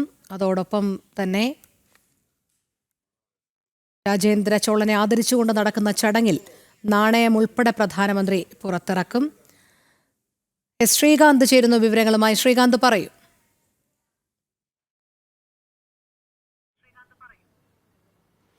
രോഹിണി, ഏറ്റവും പ്രധാനപ്പെട്ട ഒരു സംഭവമാണ് തമിഴ്നാട്ടിൽ നടക്കാൻ പോകുന്നത്. കാരണം തമിഴ്നാടിനെ സംബന്ധിച്ചിടത്തോളം ആ നാട്ടിലെ ഏറ്റവും പ്രധാനപ്പെട്ട ഒരു ക്ഷേത്രം, ആ ക്ഷേത്രവുമായി ബന്ധപ്പെട്ട ഒരു പ്രധാനപ്പെട്ട ചടങ്ങ്, അതിൽ രാജ്യത്തിൻ്റെ പ്രധാനമന്ത്രി പങ്കെടുക്കാൻ പോകുന്നു. അവർക്ക് വൈകാരികമായി കൂടി ബന്ധമുള്ള ഒരു സ്ഥലം കൂടിയാണ് അത്. അവിടെ പ്രധാനമന്ത്രി പങ്കെടുത്ത് പ്രധാനമന്ത്രി അവിടുത്തെ ചടങ്ങിൽ പങ്കെടുക്കുന്നു, അവിടുത്തെ പരിപാടികൾ ഉദ്ഘാടനം ചെയ്യാൻ പോകുന്നു എന്നുള്ളതാണ് ഏറ്റവും പ്രധാനപ്പെട്ട കാര്യം. ഒപ്പം തന്നെ ഒരു നാണയം, ഇതുമായി ബന്ധപ്പെട്ട് രാജരാജ ചോഴനുമായി ബന്ധപ്പെട്ട ഒരു നാണയം അദ്ദേഹം പുറത്തിറക്കാൻ പോകുന്നു. മൊത്തത്തിൽ ഇതിൻ്റെ ഒരു രാഷ്ട്രീയ ഇമ്പാക്റ്റ് എന്ന് പറയുന്നത് തമിഴ്നാട് ഈ DMK സർക്കാരിൻ്റെ നേതൃത്വത്തിൽ നരേന്ദ്രമോദി സർക്കാർ തമിഴ്നാടിന് വേണ്ടി, സൗത്ത് ഇന്ത്യക്ക് വേണ്ടിയും ഒപ്പം തന്നെ തമിഴ്നാടിന് വേണ്ടിയും യാതൊന്നും തന്നെ ചെയ്യുന്നില്ല എന്നൊരു പ്രചാരണം നടക്കുന്നുണ്ട്. അതിനിടെ അദ്ദേഹം ആ സ്ഥലത്തേക്ക് എത്തുന്നുണ്ട്. അദ്ദേഹം ഇന്നലെ 4900 കോടി രൂപയുടെ വികസന പദ്ധതികൾ അവിടെ നടപ്പിലാക്കി എന്നുള്ളതാണ് ഏറ്റവും പ്രധാനപ്പെട്ട കാര്യം. അത് പ്രഖ്യാപിക്കുകയും ചെയ്തു. അതിന് തൊട്ടു പിന്നാലെയാണ് നിലവിലിപ്പോൾ ഇന്ന് തമിഴ് കൾച്ചർ, തമിഴ് സംസ്കാരം ഉയർത്തിപ്പിടിക്കുന്ന, തമിഴ് വികാരം ഉയർത്തിപ്പിടിക്കുന്ന പരിപാടികളിൽ അദ്ദേഹം പങ്കെടുക്കുന്നത്. ആ ജനതയെ ഒന്നാകെ ചേർത്ത് പിടിക്കുക എന്നുള്ളതാണ് പ്രധാനമന്ത്രിയുടെ ഈ സന്ദർശനത്തിലൂടെ പൂർത്തിയാകുന്നതും പ്രധാനമന്ത്രിയുടെ സന്ദർശനത്തിലൂടെ ഇപ്പോൾ നടക്കാൻ പോകുന്നതും. മറ്റൊന്ന്, ഇതിൽ ഈ തമിഴ് ഭാഷയടക്കം ഉപയോഗിച്ച് നടത്തുന്ന ഈ വിഘടനവാദ പ്രവർത്തനങ്ങളുണ്ട്. ഹിന്ദി ബെൽറ്റിൽ നിന്ന് വരുന്ന നേതാക്കൾ, അവർക്ക് തമിഴ് അറിയില്ല, അവർക്ക് തമിഴുമായി ബന്ധമില്ല, തമിഴ് സംസ്കാരവുമായി ബന്ധമില്ല എന്നൊക്കെയുള്ള നരേറ്റീവ് അവിടെ നടക്കുന്നുണ്ട്. അത് ഈ തെരഞ്ഞെടുപ്പുമായി ബന്ധപ്പെട്ടൊക്കെ നടത്തുന്ന ഒരു തെരഞ്ഞെടുപ്പ് സ്റ്റണ്ടായാണ് വിലയിരുത്തിയത്. അതിനടക്കമുള്ള മുഖമടച്ചുള്ള മറുപടിയാണ് പ്രധാനമന്ത്രിയുടെ ഈ സന്ദർശനവും അവിടുത്തെ ഈ പരിപാടികളിൽ പങ്കെടുക്കലും. മാത്രമല്ല, അടുത്ത തെരഞ്ഞെടുപ്പ് വരാൻ പോകുന്നുണ്ട് തമിഴ്നാട്ടിൽ. അടുത്ത വർഷം തെരഞ്ഞെടുപ്പ് നടക്കുകയാണ്. ഈ തെരഞ്ഞെടുപ്പ് നടക്കുന്ന പശ്ചാത്തലത്തിൽ കൂടി വേണം ഇതിനെ എല്ലാം തന്നെ നമ്മൾ വിലയിരുത്തുന്നതിന്. കാരണം തമിഴ് സ്വത്വത്തെ പ്രധാനമന്ത്രി നരേന്ദ്രമോദി, അത് പ്രധാനമന്ത്രി ചേർത്ത് പിടിക്കുന്നു എന്ന് പറഞ്ഞാൽ രാജ്യം ഒന്നാകെ ചേർത്ത് പിടിക്കുന്നു എന്ന് തന്നെ അതിനെ വ്യാഖ്യാനിക്കേണ്ടി വരും. തമിഴ് സ്വത്വത്തെ ചേർത്ത് പിടിക്കുകയാണ് പ്രധാനമന്ത്രി ഈ പരിപാടിയിൽ പങ്കെടുക്കുന്നതിലൂടെ. ശരി ശ്രീകാന്ത്. അരുൺ ആലത്തൂർ കൂടി ചേരുന്നുണ്ട് ഈ വാർത്തയുടെ കൂടുതൽ വിവരങ്ങൾ നൽകുന്നതിനായി. അരുൺ, രാവിലെ 11:50ഓടെയാണല്ലോ പ്രധാനമന്ത്രി ഗംഗൈകൊണ്ട ചോളപുരത്ത് എത്തുക. തുടർന്ന് റോഡ് ഷോ ആയി ക്ഷേത്രത്തിലെത്തും എന്നാണ് അറിയാൻ കഴിയുന്നത്. പ്രധാനമന്ത്രിയുടെ വരവിനോടനുബന്ധിച്ച് വലിയ ഒരുക്കങ്ങൾ തന്നെയാണോ അവിടെ സജ്ജമായിരിക്കുന്നത്?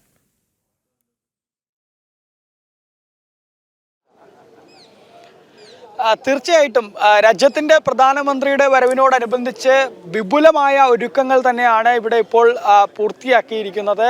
നിരവധി സുരക്ഷാ ഉദ്യോഗസ്ഥരെയും മറ്റുമൊക്കെ ചുമതലപ്പെടുത്തിയിട്ടുണ്ട്. ഏകദേശം 2500ഓളം പോലീസുകാരെയും മറ്റുമൊക്കെ ഇവിടെ സുരക്ഷയ്ക്കായി ഏർപ്പെടുത്തിയിട്ടുണ്ട്. ഇപ്പോൾ ഉദ്യോഗസ്ഥരൊക്കെ അതിൻ്റെ അവസാന വട്ടം പരിശോധനകളും മറ്റുമൊക്കെ നടത്തുന്ന കാഴ്ചയാണ് ഇപ്പോൾ പ്രേക്ഷകർ ദൃശ്യങ്ങളിൽ കണ്ടുകൊണ്ടിരിക്കുന്നത്.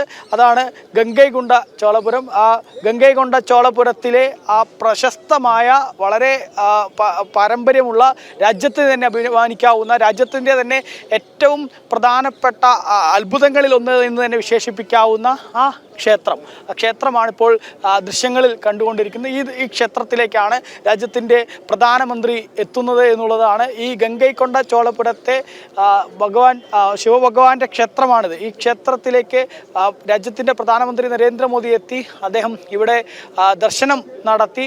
അതിനുശേഷം അദ്ദേഹം ഈ ഒരു പരിപാടിയിൽ പങ്കെടുക്കും എന്നുള്ളതാണ്. അതായത് ആടിത്തിരുവാതിര ഉത്സവം എന്നുള്ളതാണ് ഈ ഒരു ഫെസ്റ്റിവലിനെ ഇവർ പറയുന്നത്. അതായത് ഈ അരിയല്ലൂർ ജില്ലയിൽ സ്ഥിതി ചെയ്യുന്ന ഈ ഗംഗൈകൊണ്ട ചോളപുരത്ത് ഈ ക്ഷേത്രത്തിൽ ഇതിൻ്റെ സ്ഥാപകനായ രാജേന്ദ്ര ചോളൻ ഒന്നാമൻ, അദ്ദേഹത്തിൻ്റെ ജന്മദിനമാണ് ഈ ഒരു ദിവസം എന്നുള്ളതാണ്. ഈ ആടിത്തിരുവാതിര എന്ന് പറയുന്നത് അദ്ദേഹത്തിൻ്റെ ജന്മ നക്ഷത്രത്തെയും മറ്റും സൂചിപ്പിക്കുന്നതാണ് എന്നുള്ളതാണ് അതിൻ്റെ ഒരു പ്രത്യേകത എന്നുള്ളതാണ്.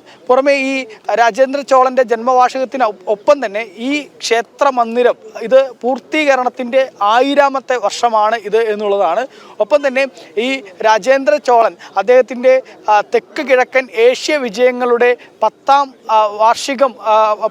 നൂറ്റാണ്ടിൻ്റെ വാർഷികം എന്നുള്ളത് കൂടെ തന്നെ മറ്റൊരു പ്രത്യേകതയാണ്. ഒപ്പം തന്നെ ഈ ഗംഗയിൽ നിന്നും ഗംഗാ സമതലങ്ങളെയൊക്കെ അദ്ദേഹം കീഴ്പ്പെടുത്തിയതിൻ്റെ ഒരു 1000ാമത്തെ വാർഷിക ദിനം എന്നുള്ളതും ഇതിൻ്റെ ഒരു പ്രത്യേകതയാണ് എന്നുള്ളതാണ്. ഈ ദൃശ്യങ്ങളിൽ കാണുന്ന വഴിത്താരകളിലൂടെ രാജ്യത്തിൻ്റെ പ്രധാനമന്ത്രി ഇവിടേക്ക് എത്തുമ്പോൾ അവിടെ അതിൻ്റെ അവസാനവട്ട സുരക്ഷാ ക്രമീകരണങ്ങളും മറ്റുമൊക്കെ പുരോഗമിക്കുന്ന കാഴ്ചയാണ് കണ്ടുകൊണ്ടിരിക്കുന്നത്. ഒപ്പം തന്നെ ഈ ക്ഷേത്രത്തിൻ്റെ വലതുവശത്തായിട്ട് ഒരു എക്സിബിഷൻ നടക്കുന്നത് നമുക്ക് കാണാൻ സാധിക്കും. ഈ എക്സിബിഷനിലാണ് പ്രധാനമായിട്ടും ഇവിടെ അതിനകത്ത് ഈ എക്സിബിഷൻ ഹാളിനകത്തുള്ളത് ചോഴ രാജാക്കന്മാരുടെ ചരിത്രം, ഒപ്പം തന്നെ ഈ ക്ഷേത്രത്തിൻ്റെ പ്രത്യേകതകൾ, ഒപ്പം ഈ ചോഴ സാമ്രാജ്യം അത് എത്രത്തോളം വിപുലമായിരുന്നു. ഇപ്പോൾ അണ്ണാമലൈ BJPയുടെ മുൻ സംസ്ഥാന അധ്യക്ഷനായ അണ്ണാമലൈ അദ്ദേഹം ഇവിടേക്ക് എത്തുന്ന കാഴ്ച നമുക്ക് കാണാൻ സാധിക്കും. അദ്ദേഹം ഈ ക്ഷേത്രത്തിലേക്ക് കഴിഞ്ഞ ദിവസം രാജ്യത്തിൻ്റെ പ്രധാനമന്ത്രി എത്തുമ്പോൾ തന്നെ വലിയ ആവേശം അദ്ദേഹം പങ്കുവച്ചിരുന്നു. കാരണം ഇതുവരെ ഈ ക്ഷേത്രത്തെയോ ഇവിടുത്തെ പ്രാധാന്യത്തെയോ ഒന്നും കൃത്യമായിട്ട് ജനങ്ങളിലേക്ക് എത്തിക്കുന്നതിന് DMK ശ്രമിച്ചിരുന്നില്ല. ഈ വളരെ ലോക്കലായിട്ട് ഈ ക്ഷേത്രത്തെയും ഈ പരിസരത്തെയൊക്കെ വളരെ ലോക്കലായിട്ട് മാത്രമാണ് അവർ കൊണ്ടു നടന്നത്. പക്ഷേ രാജ്യത്തിൻ്റെ പ്രധാനമന്ത്രി അതിനെ ഗ്ലോബലായി ഉയർത്തുന്നതിന് വേണ്ടി രാജ്യത്തെ ഈ ഒരു അഭിമാന സ്തംഭത്തെ, ഒപ്പം ഈ അഭിമാനകരമായിട്ടുള്ള ചരിത്രമുള്ള ഈ നാടിനെ, ഈ ക്ഷേത്രത്തെ, ഇതിനെയൊക്കെ ലോക ശ്രദ്ധ ആകർഷിപ്പിക്കുന്നതിന് കൂടിയാണ് രാജ്യത്തിൻ്റെ പ്രധാനമന്ത്രി ഈ ഇവിടേക്ക് സന്ദർശനത്തിനായി എത്തുന്നത് എന്നുള്ളത് അദ്ദേഹം കഴിഞ്ഞ ദിവസം അണ്ണാമലൈ പറഞ്ഞിരുന്നു. ഇപ്പോഴേതായാലും അണ്ണാമലൈ അദ്ദേഹം ആ ക്ഷേത്രത്തിനകത്തേക്ക് കടന്നു പോകുന്ന കാഴ്ചയാണ് നമ്മൾ കണ്ടത്. ഞാൻ നേരത്തെ പറഞ്ഞു തന്നത് ഈ ക്ഷേത്രത്തിലേക്ക് രാജ്യത്തിൻ്റെ പ്രധാനമന്ത്രി ആടി തിരുവാതിര ഉത്സവത്തിന് എത്തുമ്പോൾ അത് വളരെ വളരെ വളരെ പ്രധാനപ്പെട്ട കാര്യമാണ് എന്നുള്ളത്. തീർച്ചയായും അരുൺ തുടരുക. നമുക്ക് ഇതിന്റെ കൂടുതൽ വിശേഷങ്ങൾ പ്രേക്ഷകരിലേക്ക് എത്തിക്കേണ്ടതുണ്ട്. അരുണിലേക്ക് എത്താം. അതിനു മുൻപ് നമുക്ക് ഈ മണിക്കൂറിലെ പ്രധാന തലക്കെട്ടുകൾ ഒന്ന് നോക്കി വരേണ്ടതുണ്ട്.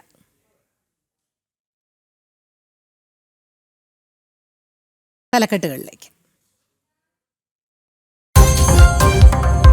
പ്രധാനമന്ത്രി നരേന്ദ്രമോദിയുടെ തമിഴകം സന്ദർശനം 2ാം ദിനം. ഗംഗൈകൊണ്ട ചോളപുരം ക്ഷേത്രത്തിൽ ദർശനം ഉച്ചയോടെ. ചോള ചക്രവർത്തി രാജേന്ദ്ര ചോളൻ 1ാമന്റെ ജയന്തി ആഘോഷത്തിലും പങ്കെടുക്കും.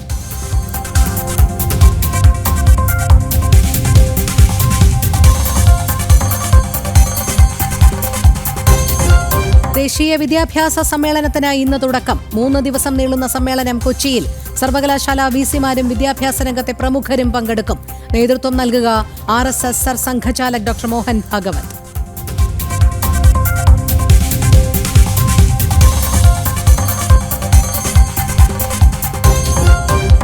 സംസ്ഥാനത്ത് ശക്തമായ മഴ തുടരുന്നു. ഇന്ന് 9 ജില്ലകളിൽ യെല്ലോ അലർട്ട്. ശക്തമായ കാറ്റിനും സാധ്യത. കേരള തീരത്ത് മത്സ്യബന്ധനത്തിന് വിലക്ക്. മലയോര മേഖലയിലും ജാഗ്രതാ നിർദ്ദേശം. കണ്ണൂരിൽ ക്വാറികൾക്ക് നിയന്ത്രണം.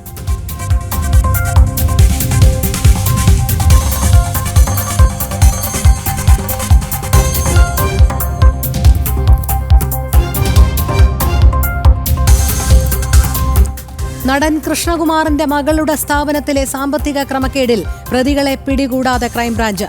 അറസ്റ്റ് വൈകിപ്പിക്കുന്നതിനു പിന്നിൽ രാഷ്ട്രീയ പ്രേരിതമെന്ന വിമർശനം.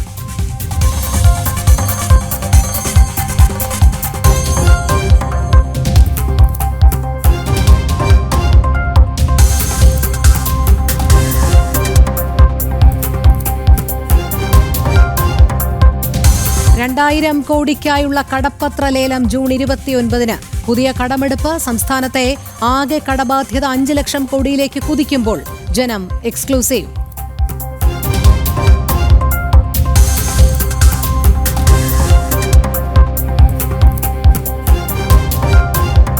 വനിതാ ലോകകപ്പ് ചെസ്സിൽ ഇന്ത്യൻ ഫൈനൽ 2ാം ദിനം. കപ്പുയർത്താൻ കൊനേരു ഹംപിയും ദിവ്യ ദേശ്മുഖും നേർക്കുനേർ.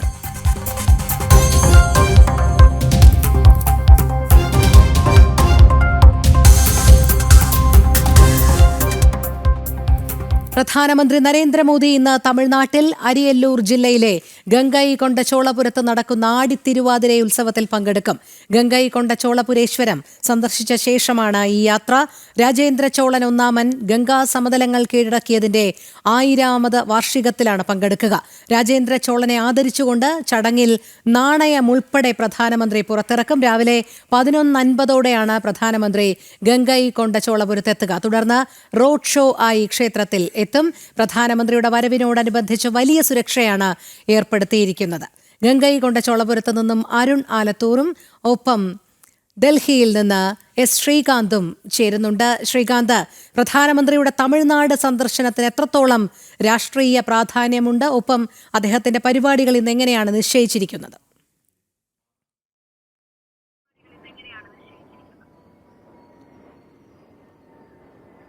ഒരു തമിഴ്നാടുമായി ബന്ധപ്പെട്ട അവിടുത്തെ ഏറ്റവും പ്രധാനപ്പെട്ട ഒരു ക്ഷേത്രം, തമിഴ്നാട്ടിലെ ജനതയുടെ വികാരമായ അവിടുത്തെ ചക്രവർത്തിയായിരുന്ന വ്യക്തി, അദ്ദേഹവുമായി ബന്ധപ്പെട്ട ഓർമ്മകൾ പുതുക്കുന്ന, അദ്ദേഹത്തിൻ്റെ ദിഗ്വിജയത്തിൻ്റെ ഓർമ്മകൾ പുതുക്കുന്ന ദിവസം, ആ ദിവസം രാജ്യത്തിൻ്റെ പ്രധാനമന്ത്രി തമിഴ്നാട്ടിലേക്ക് എത്തുന്നു എന്ന് പറയുന്നത് വൈകാരികമായി തമിഴ്നാടിനെ സംബന്ധിച്ചിടത്തോളം വലിയ പ്രാധാന്യമുള്ള ദിവസമാണ്. തമിഴ്നാടിനെ ഒന്നാകെ, അവരുടെ ആഘോഷത്തെ, അവരുടെ സ്വത്വത്തെ ഒന്നാകെ പ്രധാനമന്ത്രി ചേർത്ത് പിടിക്കുന്നു എന്ന് വേണമെങ്കിൽ പറയാം. പ്രധാനമന്ത്രി ആ പരിപാടിയിൽ ഭാഗമാകുന്നു, ആ സ്വത്വത്തെ അംഗീകരിക്കുന്നു, അതിനെ ചേർത്ത് പിടിക്കുന്നു എന്ന് പറഞ്ഞാൽ രാജ്യമൊന്നാകെ അതിനൊപ്പം നിൽക്കുന്നു എന്ന് തന്നെയാണ് അത് അർത്ഥമാക്കുന്നത്. ഒരു കാര്യം എടുത്തു പറയേണ്ടത്, തമിഴ്നാട്ടുകാരുടെ അവരുടെ ദൈനംദിന ജീവിതത്തിൻ്റെ ഭാഗമായ മഹാക്ഷേത്രങ്ങളടക്കം, അവരുടെ ദൈനംദിന ജീവിതത്തിൻ്റെ ഭാഗമായ അവരുടെ ആചാരങ്ങൾ, അവരുടെ വിശ്വാസങ്ങളടക്കം അത് ചിട്ടപ്പെടുത്തിയത്, അതിന് രൂപം നൽകിയത് ഈ ചോള രാജാക്കന്മാർക്ക് അതിൽ വലിയ പങ്കുണ്ട്. അതിനാൽ തന്നെ വൈകാരികമായി കൂടി അവർക്ക് ആ രാജവംശത്തോട്, അതുമായി ബന്ധപ്പെട്ട ക്ഷേത്രങ്ങളോട് ഒരു വൈകാരിക ഇഴയെടുപ്പം കൂടിയുണ്ട് എന്നുള്ളതാണ് എടുത്തു പറയേണ്ടത്. അതിനാൽ തന്നെ പ്രധാനമന്ത്രിയുടെ ഈ സന്ദർശനം പ്രാധാന്യമർഹിക്കുന്നത്, പതിവിലും പ്രാധാന്യമർഹിക്കുന്നു എന്ന് പറയേണ്ടി വരും. രണ്ടാമത്തേത് കുറേ രാഷ്ട്രീയ കാരണങ്ങളാണ്. അതിൽ സൗത്ത് ഇന്ത്യ എന്ന രീതിയിലൊരു നറേറ്റീവ് ക്രിയേറ്റ് ചെയ്ത് ഉത്തരേന്ത്യ കേന്ദ്രീകരിച്ച് ഭരിക്കുന്ന നരേന്ദ്രമോദി സർക്കാർ സൗത്ത് ഇന്ത്യയെ തഴയുന്നു എന്നൊരു നറേറ്റീവ് DMK സ്റ്റാലിൻ്റെ നേതൃത്വത്തിൽ ബിൽഡ് ചെയ്തെടുക്കാനുള്ള ശ്രമം തുടർച്ചയായി നടക്കുന്നുണ്ട്. ഈ ഘട്ടത്തിൽ കൂടിയാണ് പ്രധാനമന്ത്രി അവിടുത്തെ ഒരു പ്രധാനപ്പെട്ട ചടങ്ങിൻ്റെ ഭാഗമായി മാറുന്നതും അതിൽ പങ്കെടുക്കുന്നതും. സ്വാഭാവികമായും ഇത്തരം നറേറ്റീവുകൾക്ക് നേരെയുള്ള മുഖമടച്ച അടി കൂടിയാണ് ഈ പ്രധാനമന്ത്രിയുടെ ഇന്നത്തെ സന്ദർശനം എന്ന് തന്നെ നമുക്ക് പറയാൻ സാധിക്കും. മറ്റൊന്ന്, ഈ തമിഴ് ഭാഷാവികാരം ഇളക്കിവിട്ട് നോർത്ത് ഇന്ത്യ സൗത്ത് ഇന്ത്യ എന്നുള്ള ഒരു ഡിവിഷൻ കൊണ്ടുവരാൻ ഒരു ശ്രമം അതും തമിഴ്നാട്ടിൽ നടക്കുന്നുണ്ട്. അതൊരു വ്യാപകമായ നറേറ്റീവ് തന്നെയാണ്. അതുകൂടി ഇല്ലാതാക്കുന്നതാണ് ഈ തമിഴ് സ്വത്വത്തെ ചേർത്ത് പിടിക്കുന്ന പ്രധാനമന്ത്രിയുടെ ഈ നടപടി. ഏതാണ്ട് 1 മണിക്കൂർ അദ്ദേഹം ആ ക്ഷേത്രത്തിൽ ചിലവഴിക്കും എന്നുള്ളതാണ് മനസ്സിലാക്കാൻ സാധിക്കുന്നതും. അതും തമിഴ്നാടിനെ സംബന്ധിച്ചിടത്തോളം, അതോടൊപ്പം തന്നെ അവിടുത്തെ ജനങ്ങളെ സംബന്ധിച്ചിടത്തോളം ഏറെ സന്തോഷം നൽകുന്ന കാര്യമാണ്. മറ്റൊന്ന്, തെരഞ്ഞെടുപ്പ് നടക്കാൻ പോകുന്നുണ്ട് തമിഴ്നാട്ടിൽ. വലിയ നെറേറ്റീവ്സ് ഒക്കെ ക്രിയേറ്റ് ചെയ്തു വെച്ച് ഉത്തരേന്ത്യയിൽ നിന്നുള്ള ആളുകൾ തമിഴ്നാടിന് നേർക്ക് ആ തമിഴ്നാടിൻ്റെ സ്വത്വത്തെ തകർക്കാൻ ശ്രമിക്കുന്നു, തമിഴിനെ തകർക്കാൻ ശ്രമിക്കുന്നു എന്നുള്ള വാദങ്ങൾ വരുന്ന പശ്ചാത്തലത്തിൽ പ്രധാനമന്ത്രിയുടെ സന്ദർശനത്തിന് അങ്ങനെ കൂടിയൊരു പ്രസക്തിയുണ്ട്. മറ്റൊന്ന്, വികസന പ്രവർത്തനങ്ങളിൽ കേന്ദ്രത്തിൽ നിന്നും മതിയായ പിന്തുണ കിട്ടുന്നില്ല എന്നൊരാക്ഷേപം ഈ സ്റ്റാലിൻ സർക്കാർ തുടർച്ചയായി ഉന്നയിക്കുന്നുണ്ടായിരുന്നു. 4900 കോടി രൂപയുടെ വികസന പദ്ധതികളാണ് കേന്ദ്ര സർക്കാർ പ്രഖ്യാപിച്ചിരിക്കുന്നത്. ഈ കാര്യത്തിലടക്കം ഒരു സ്റ്റാലിൻ സർക്കാരിൻ്റെ, DMK സർക്കാരിൻ്റെ ആ നറേറ്റീവ് ഇല്ലാതാക്കുന്ന, അതിനെ തകർക്കുന്ന നീക്കമാണ് കേന്ദ്രത്തിൻ്റെ ഭാഗത്തുനിന്ന് നടക്കുന്നത്. പൂർണ്ണമായ തോതിൽ സാമ്പത്തികമായും വികസന കാര്യത്തിലും അതോടൊപ്പം സാംസ്കാരികമായ കാര്യത്തിലടക്കം തമിഴ്നാടിനെ ചേർത്ത് പിടിക്കുകയാണ് പ്രധാനമന്ത്രിയും കേന്ദ്ര സർക്കാരും. ശരി ശ്രീകാന്ത്, തുടരുക. നമുക്കൊപ്പം ഗംഗൈകൊണ്ട ചോളപുരത്ത് നിന്നും അരുൺ ആലത്തൂർ കൂടി ചേരുന്നുണ്ട്. അരുൺ, അവിടുത്തെ വിശേഷങ്ങൾ തത്സമയം നമുക്ക് പ്രേക്ഷകർക്ക് മുന്നിലേക്ക് പങ്കുവയ്ക്കേണ്ടതുണ്ട്. എന്തായി പ്രധാനമന്ത്രിയുടെ വരവിനോടനുബന്ധിച്ചുള്ള ഒരുക്കങ്ങൾ?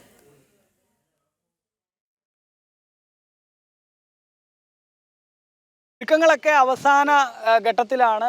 നിരവധി ഉദ്യോഗസ്ഥർ അവസാന ഘട്ടത്തിലും ആ സുരക്ഷാ ക്രമീകരണങ്ങളൊക്കെ ഇങ്ങനെ പുരോഗമിച്ചുകൊണ്ടിരിക്കുന്ന കാഴ്ചയാണ്.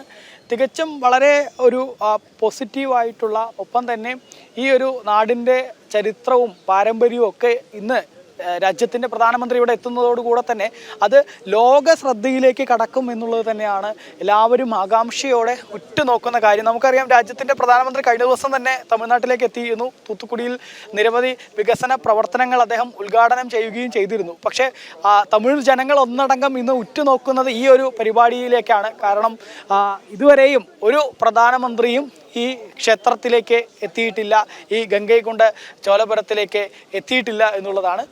പ്രധാനമന്ത്രി മാത്രമല്ല, DMKയുടെ മുഖ്യമന്ത്രിമാരൊക്കെ നിരവധി ആളുകളുണ്ടായിരുന്നു. അവരാരും ഇതുവരെ ഈ ഒരു ക്ഷേത്രത്തിലേക്കോ അല്ലെങ്കിൽ ഈ രാജേന്ദ്ര ചോളൻ്റെ മണ്ണിലേക്കോ അവരൊന്നും എത്തിയിട്ടില്ല എന്നുള്ളതാണ്. ആ സാഹചര്യത്തിലാണ് രാജ്യത്തിൻ്റെ പ്രധാനമന്ത്രി തന്നെ ഇവിടേക്ക് എത്തുന്നത് എന്നുള്ളത് തന്നെയാണ് ഏറ്റവും പ്രധാനപ്പെട്ട കാര്യം. ഈ ആടിത്തിരുവാതിര ഉത്സവത്തിൽ പങ്കെടുക്കുന്നതിനായിട്ടാണ് പ്രധാനമന്ത്രി ഇവിടേക്ക് എത്തുന്നതെങ്കിൽ പോലും ഈ രാജേന്ദ്ര ചോളൻ്റെ ഒന്നാമൻ്റെ ഗംഗാ സമതലങ്ങൾ കീഴടക്കിയ ആ 1000ാമത് വർഷത്തിൻ്റെ വാർഷികവും ഒപ്പം തന്നെ രാജേന്ദ്ര ചോളൻ്റെ ജന്മവാർഷികവും ഈ മന്ദിരത്തിൻ്റെ പൂർത്തീകരണത്തിൻ്റെ 1000ാമത്തെ വാർഷികവും അതുപോലെ തന്നെ തെക്ക് കിഴക്കൻ ഏഷ്യ വിജയങ്ങളുടെ 10ാം നൂറ്റാണ്ട് വാർഷികവും ഒക്കെയാണ് ഈ ഉത്സവത്തിൻ്റെ ഭാഗമായിട്ട് പ്രധാനമായിട്ടും ഇവിടെ നടക്കുന്ന കാര്യങ്ങൾ. അതിനപ്പുറം ഇവിടെ എന്തുകൊണ്ടാണ് രാജ്യത്തിൻ്റെ പ്രധാനമന്ത്രിയുടെ ഈ സന്ദർശനം ഇവിടെ വളരെ പ്രാധാന്യം അർഹിക്കുന്നത് എന്ന് ചോദിക്കുമ്പോൾ അതിനുള്ള ഉത്തരം എന്നുള്ളത് ഇത്രയും കാലങ്ങൾ ഈ ചോഴ സാമ്രാജ്യത്തെയും അവിടുത്തെ ആ സംസ്കാരത്തെയും ഈ രാജേന്ദ്ര ചോഴൻ്റെ പോരാട്ട കഥകളെയും ഒക്കെ വിസ്മരിക്കുകയായിരുന്നു ചിലപ്പോൾ ഇവിടുത്തെ ദ്രാവിഡ കക്ഷികൾ ചെയ്തിരുന്നത്. അവിടേക്കാണ് രാജ്യത്തിൻ്റെ പ്രധാനമന്ത്രി ലോക ശ്രദ്ധയിലേക്ക് ഇത്തരം കാര്യങ്ങൾ കൊണ്ടുവരുന്നത് എന്നുള്ളതാണ്. കാരണം ഈ ക്ഷേത്രത്തിന് നമുക്ക് കാണാൻ സാധിക്കും, ഇതിൻ്റെ ഗോപുരവും മറ്റുമൊക്കെ ഇപ്പോൾ കാണുന്ന ദൃശ്യങ്ങളിൽ കാണുന്നത് നിരവധി ആക്രമണങ്ങൾ ചെറുത്ത് തോൽപ്പിച്ച അല്ലെങ്കിൽ ആ ആക്രമണങ്ങളെയൊക്കെ അതിജീവിച്ചുകൊണ്ടാണ് ഇപ്പോഴും ഈ ഗോപുരം ഇവിടെ ഇങ്ങനെ ഉയർന്ന് നിൽക്കുന്നത് എന്നുള്ളതാണ്.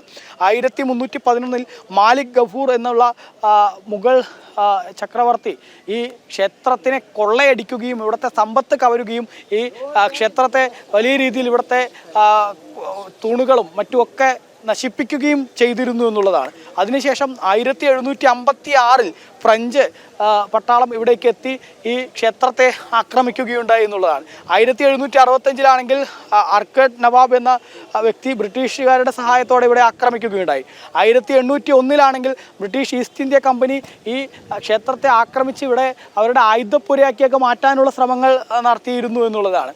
അതിനുശേഷം 1836 ബ്രിട്ടീഷുകാർ കൊല്ലിടം റിവർ ഡാം പണിയുന്നതിന് വേണ്ടി ഈ ക്ഷേത്രത്തിലെ വലിയൊരു ഭാഗം കല്ലുകളും മറ്റുമൊക്കെ അടർത്തി എടുത്തു കൊണ്ടുപോയിട്ടാണ് അവിടെ കൊല്ലിടം പുഴയിൽ ഒരു ഡാം നിർമ്മിച്ചത് എന്നുള്ളതാണ്. അതുപോലെ തന്നെ അത്തരത്തിൽ ഈ നിരവധി ആക്രമണങ്ങൾ 1311 മുതൽ 1836 വരെയുള്ള കാലഘട്ടത്തിൽ ഒന്നോ രണ്ടോ അല്ല നിരവധി ആക്രമണങ്ങളെയാണ് ഈ ക്ഷേത്രം ചെറുത്ത് തോൽപ്പിച്ച് ഇപ്പോഴും അതിങ്ങനെ പ്രൗഢിയോടെ ആ വാസ്തുകലാവിദ്യ വളരെ മനോഹരമായിട്ടുള്ള ആ ചോഴ വാസ്തുകലയൊക്കെ ഇങ്ങനെ മനോഹരമായി നമുക്ക് ആ ചരിത്രവും മനോഹരമായ ദൃശ്യങ്ങളും ഒക്കെ പ്രേക്ഷകരുടെ മുന്നിലേക്ക് എത്തിക്കേണ്ടതുണ്ട്. പ്രധാനമന്ത്രി നരേന്ദ്രമോദി ഇന്ന് തമിഴ്നാട്ടിൽ എത്തിച്ചേരുകയാണ്. അരിയല്ലൂർ ജില്ലയിലെ ഗംഗൈകൊണ്ട ചോളപുരത്ത് നടക്കുന്ന ആടിത്തിരുവാതിര ഉത്സവത്തിൽ പങ്കെടുക്കും. ഗംഗൈകൊണ്ട ചോളപുരേശ്വരം സന്ദർശിച്ച ശേഷമാണ് ഈ യാത്ര. രാജേന്ദ്ര ചോളൻ ഒന്നാമൻ ഗംഗാ സമതലങ്ങൾ കീഴടക്കിയതിന്റെ 1000ാമത് വാർഷികത്തിലാണ് പങ്കെടുക്കുക. രാജേന്ദ്ര ചോളനെ ആദരിച്ചുകൊണ്ട് ചടങ്ങിൽ നാണയം ഉൾപ്പെടെ പ്രധാനമന്ത്രി പുറത്തിറക്കും. രാവിലെ 11:50 പ്രധാനമന്ത്രി ഗംഗൈകൊണ്ട ചോളപുരത്ത് എത്തുക. അവിടെ നിന്നും നമ്മുടെ പ്രതിനിധി അരുൺ ആലത്തൂർ ചേരുന്നുണ്ട്. അരുൺ, നേരത്തെ ഗംഗൈകൊണ്ട ചോളപുരേശ്വരത്തിന്റെ ചരിത്രപരമായ പ്രസക്തിയാണ് അരുൺ പറഞ്ഞുകൊണ്ടിരുന്നത്. വളരെ മനോഹരമായ ശില്പങ്ങൾ, അതിൻ്റെ പ്രാധാന്യം, പ്രധാനമന്ത്രിയുടെ സന്ദർശനത്തോടുകൂടി ഇന്ന് ഈ ദേശമാകെ ഒന്നുകൂടി ലോക ശ്രദ്ധയാകർഷിക്കുകയല്ലേ? അതോടൊപ്പം തന്നെ അതിൻ്റെ ചരിത്രപരമായ പ്രാധാന്യവും കൂടി ശ്രദ്ധയിലേക്ക് വരികയല്ലേ?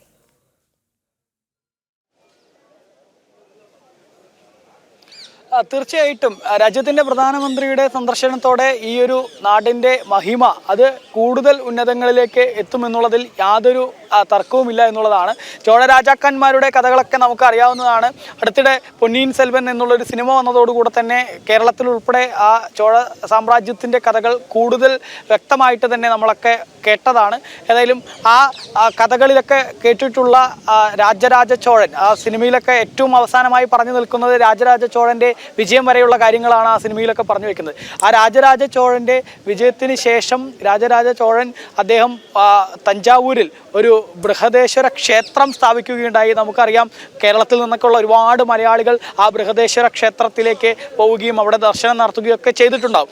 ആ ക്ഷേത്രം രാജരാജ ചോഴൻ തഞ്ചാവൂർ എന്ന അവരുടെ ഈ ചോഴ രാജാക്കന്മാരുടെ ആ തലസ്ഥാന നഗരിയിൽ സ്ഥാപിച്ചു. അതിനുശേഷം ഏകദേശം ഒരു 4 വർഷത്തിന് ശേഷം രാജരാജ ചോഴൻ അന്തരിക്കുന്നു. അതിനുശേഷം പിന്നീട് രാജരാജ ചോഴൻ്റെ മകനായ രാജേന്ദ്ര ചോഴൻ അദ്ദേഹമാണ് ആ അധികാരം കൈയാളിയിരുന്നത്. ഈ അച്ഛൻ ഏത് തരത്തിലാണോ അധികാരം കൈയാളിയിരുന്നത്, ഏത് തരത്തിലാണോ ഓരോ യുദ്ധങ്ങളും വിജയിച്ചത്, അതിനെയൊക്കെ മറികടക്കുന്ന തരത്തിൽ അദ്ദേഹത്തിൻ്റെ സാമ്രാജ്യത്തെ വലിയ രീതിയിൽ വിപുലപ്പെടുത്തുന്ന കാഴ്ചയായിരുന്നു രാജേന്ദ്ര ചോഴനിലൂടെ കണ്ടത് എന്നുള്ളതാണ്. രാജേന്ദ്ര ചോഴൻ കേവലം അദ്ദേഹം കീഴടക്കിയത് ഈ തൊട്ടടുത്തുള്ള നാട്ടുരാജ്യങ്ങൾ മാത്രമല്ല, അതായത് ഗംഗാ സമതലങ്ങൾ വരെ അദ്ദേഹത്തിൻ്റെ പോരാട്ടം തുടർന്നു എന്നുള്ളതാണ്. ആ ഗംഗാ സമതലങ്ങൾ കീഴടക്കിയ അദ്ദേഹം പിന്നീട് ശ്രീലങ്ക കീഴടക്കുന്ന സാഹചര്യമുണ്ടായിരുന്നു. ശ്രീലങ്കയ്ക്ക് ശേഷം അദ്ദേഹം മറ്റ് ഒരുപാട് രാജ്യങ്ങൾ, അതായത് തായ്ലാൻഡ് ഉൾപ്പെടെയുള്ള ഏഷ്യൻ രാജ്യങ്ങളും ഉൾപ്പെടെ കീഴടക്കുന്ന കാഴ്ചകളായിരുന്നു കണ്ടത്. അതുകൊണ്ട് തന്നെ അത്തരത്തിലുള്ള അദ്ദേഹത്തിൻ്റെ വിജയങ്ങൾ, ആ വിജയങ്ങളുടെ ഒരു വാർഷികം എന്നതുകൂടെയാണ് ഇന്നിപ്പോൾ ഇവിടെ രാജ്യത്തിൻ്റെ പ്രധാനമന്ത്രി പങ്കെടുക്കുന്ന ഈ ആടിത്തിരുവാതിര ഉത്സവം എന്നുള്ളതാണ്. ഈ രാജേന്ദ്ര ചോഴൻ ഇത്തരത്തിൽ യുദ്ധങ്ങളെല്ലാം വിജയിച്ചുകൊണ്ട് അദ്ദേഹത്തിൻ്റെ സാമ്രാജ്യം അത് വളരെയേറെ വിപുലപ്പെടുത്തി എന്നുള്ളതാണ്. അന്നത്തെ കാലത്ത് ഇത്രയും വലിയ രീതിയിൽ ഒരു രാജാവ് അദ്ദേഹത്തിൻ്റെ സാമ്രാജ്യം വിപുലപ്പെടുത്തുക എന്നുള്ളത് അത് ചരിത്രത്തിലെ ഏറ്റവും പ്രധാനപ്പെട്ട കാര്യമാണ്. അങ്ങനെ ആ യുദ്ധങ്ങളൊക്കെ വിജയിച്ചതിന് ശേഷം രാജേന്ദ്ര ചോഴൻ തിരികെ തഞ്ചാവൂരിലേക്ക് എത്തിയപ്പോൾ അദ്ദേഹത്തിന് തോന്നിയൊരു കാര്യമാണ്, തൻ്റെ തലസ്ഥാന നഗരി അത് തഞ്ചാവൂർ പോരാ, അതിനെക്കാട്ടിലും, അതായത് അച്ഛൻ രാജരാജ ചോഴൻ്റെ കാലത്ത് തഞ്ചാവൂരായിരുന്നു തലസ്ഥാന നഗരിയെങ്കിൽ മറ്റൊരു തലസ്ഥാന നഗരി സ്ഥാപിക്കണം എന്നുള്ളൊരു ചിന്ത അന്ന് രാജേന്ദ്ര ചോഴന് ഉണ്ടാവുകയായിരുന്നു. ആ തലസ്ഥാന നഗരിയാണ് നമ്മളീ നിൽക്കുന്ന ഈ സ്ഥലം എന്നുള്ളതാണ്. ആ സ്ഥലത്തേക്ക് അദ്ദേഹം ഇങ്ങനെ ഒരു തലസ്ഥാന നഗരി സ്ഥാപിക്കുന്നതിന് കാരണം എന്നുള്ളത് പ്രധാനമായിട്ടും തഞ്ചാവൂരിനെ സംബന്ധിച്ചിടത്തോളം അദ്ദേഹത്തിന് ആ തഞ്ചാവൂരിൽ നിന്നും മറ്റ് രാജ്യങ്ങളിലേക്ക് യുദ്ധത്തിനോ മറ്റു കാര്യങ്ങൾക്കൊക്കെ പോകണമെങ്കിൽ യാത്രാപരമായിട്ടും മറ്റുമൊക്കെ ഒരുപാട് ബുദ്ധിമുട്ടുകളുണ്ടായിരുന്നു. അതുകൊണ്ട് തന്നെ എല്ലാ തരത്തിലുള്ള സൗകര്യങ്ങളുമുള്ള ഒരു തലസ്ഥാന നഗരി പണിയണം എന്നുള്ള ചിന്ത രാജേന്ദ്ര ചോഴൻ ഉണ്ടാകുന്നു. അങ്ങനെ അദ്ദേഹം ഉണ്ടാക്കുന്ന ഒരു തലസ്ഥാന നഗരിയാണ് ഈ ഗംഗൈകൊണ്ട ചോളപുരം എന്നുള്ളതാണ്. ആ ഗംഗൈകൊണ്ട ചോളപുരത്തിൽ അദ്ദേഹം പ്രധാനമായിട്ടും ചെയ്തത് അദ്ദേഹത്തിൻ്റെ ഒരു അരമന അവിടെ സൃഷ്ടിക്കുന്നു. ആ അരമനയ്ക്ക് ചുറ്റുപാടും ജനങ്ങളെ സുരക്ഷിതരായിട്ട് അവർക്ക് താമസിക്കുന്നതിന് വേണ്ടിയുള്ള സൗകര്യങ്ങൾ അദ്ദേഹം ഒരുക്കുന്നു. ഒപ്പം തന്നെ ആ അരമനയും അദ്ദേഹത്തിൻ്റെ കൊട്ടാരത്തിൻ്റെയൊക്കെ തൊട്ടടുത്തായിട്ട് അദ്ദേഹം ഒരു ബൃഹദേശ്വര ക്ഷേത്രം സ്ഥാപിക്കുന്നു. ആ ബൃഹദേശ്വര ക്ഷേത്രം എന്നുള്ളത് എല്ലാ തരത്തിലുള്ള ജനങ്ങൾക്കും തൊഴുന്നതിന് വേണ്ടി, അതായത് ഈ അദ്ദേഹത്തിൻ്റെ അരൺമനയോട് ചേർന്നിട്ടുള്ള ഭാഗത്തല്ല അദ്ദേഹം ഇത്തരമൊരു ക്ഷേത്രം സ്ഥാപിച്ചിട്ടുള്ളത്. ആ ക്ഷേത്രം അദ്ദേഹത്തിൻ്റെ കൊട്ടാരത്തിന് പുറത്തായിട്ടാണ് സ്ഥാപിക്കുന്നത്. കൊട്ടാരം ആ നാട് നിലനിൽക്കുന്ന ഭാഗത്തിന് പുറത്തായിട്ടാണ് സ്ഥാപിക്കുന്നത്. ആ ക്ഷേത്രമാണിപ്പോൾ നമ്മളിപ്പോൾ ദൃശ്യങ്ങളിൽ കാണിച്ചുകൊണ്ടിരിക്കുന്നത്. ആ ചോഴ രാജാക്കന്മാരുടെ കരവിരുത് അവർ എത്രമാത്രം വാസ്തുകലയിലൊക്കെ എത്രമാത്രം പ്രാഗൽഭ്യമുള്ളവരായിരുന്നു എന്ന് വളരെയേറെ വ്യക്തമാക്കുന്ന തഞ്ചാവൂരിലെ ബൃഹദേശ്വര ക്ഷേത്രത്തിൽ ഏത് തരത്തിലാണോ നമ്മൾ അതിനെ ഒരു ലോകാത്ഭുതമായി കാണുന്നത്, അതേപോലെ ഒരു ലോകാത്ഭുതമാണ് ഈ ഒരു ബൃഹദേശ്വര ക്ഷേത്രം എന്നുള്ളതിൽ തർക്കമില്ല. കാരണം അതിൻ്റെ ഓരോ ചുവരുകളും മറ്റുമൊക്കെ നമുക്ക് നോക്കുമ്പോൾ കാണാൻ സാധിക്കും. ക്ഷേത്രത്തിൻ്റെ മുൻവശത്ത് തന്നെ ഒരു ഒറ്റക്കല്ല് കാണാൻ സാധിക്കും. ആ ഒറ്റക്കല്ലൊക്കെ അന്നത്തെ കാലത്ത് ഇവിടെ ഒരിക്കലും ലഭ്യമല്ലാത്ത കല്ലാണ്. ആ കല്ല് വളരെ ദൂര നാടുകളിൽ നിന്നും കൊണ്ടുവന്ന് ഇവിടെ ഇത്തരത്തിൽ സ്ഥാപിച്ചിരിക്കുന്നു എന്നുള്ളതാണ്. രാജരാജ ചോഴൻ തഞ്ചാവൂരിലെ ബൃഹദീശ്വര ക്ഷേത്രം ഏതു തരത്തിലാണോ പണിതത് അതേപോലെ തന്നെ വളരെ ഭംഗിയായിട്ട് തന്നെ ഈ മകൻ രാജേന്ദ്ര ചോഴൻ ഇവിടെ ഒരു ക്ഷേത്രം സ്ഥാപിക്കുന്നു, അദ്ദേഹത്തിൻ്റെ കൊട്ടാരം സ്ഥാപിക്കുന്നു.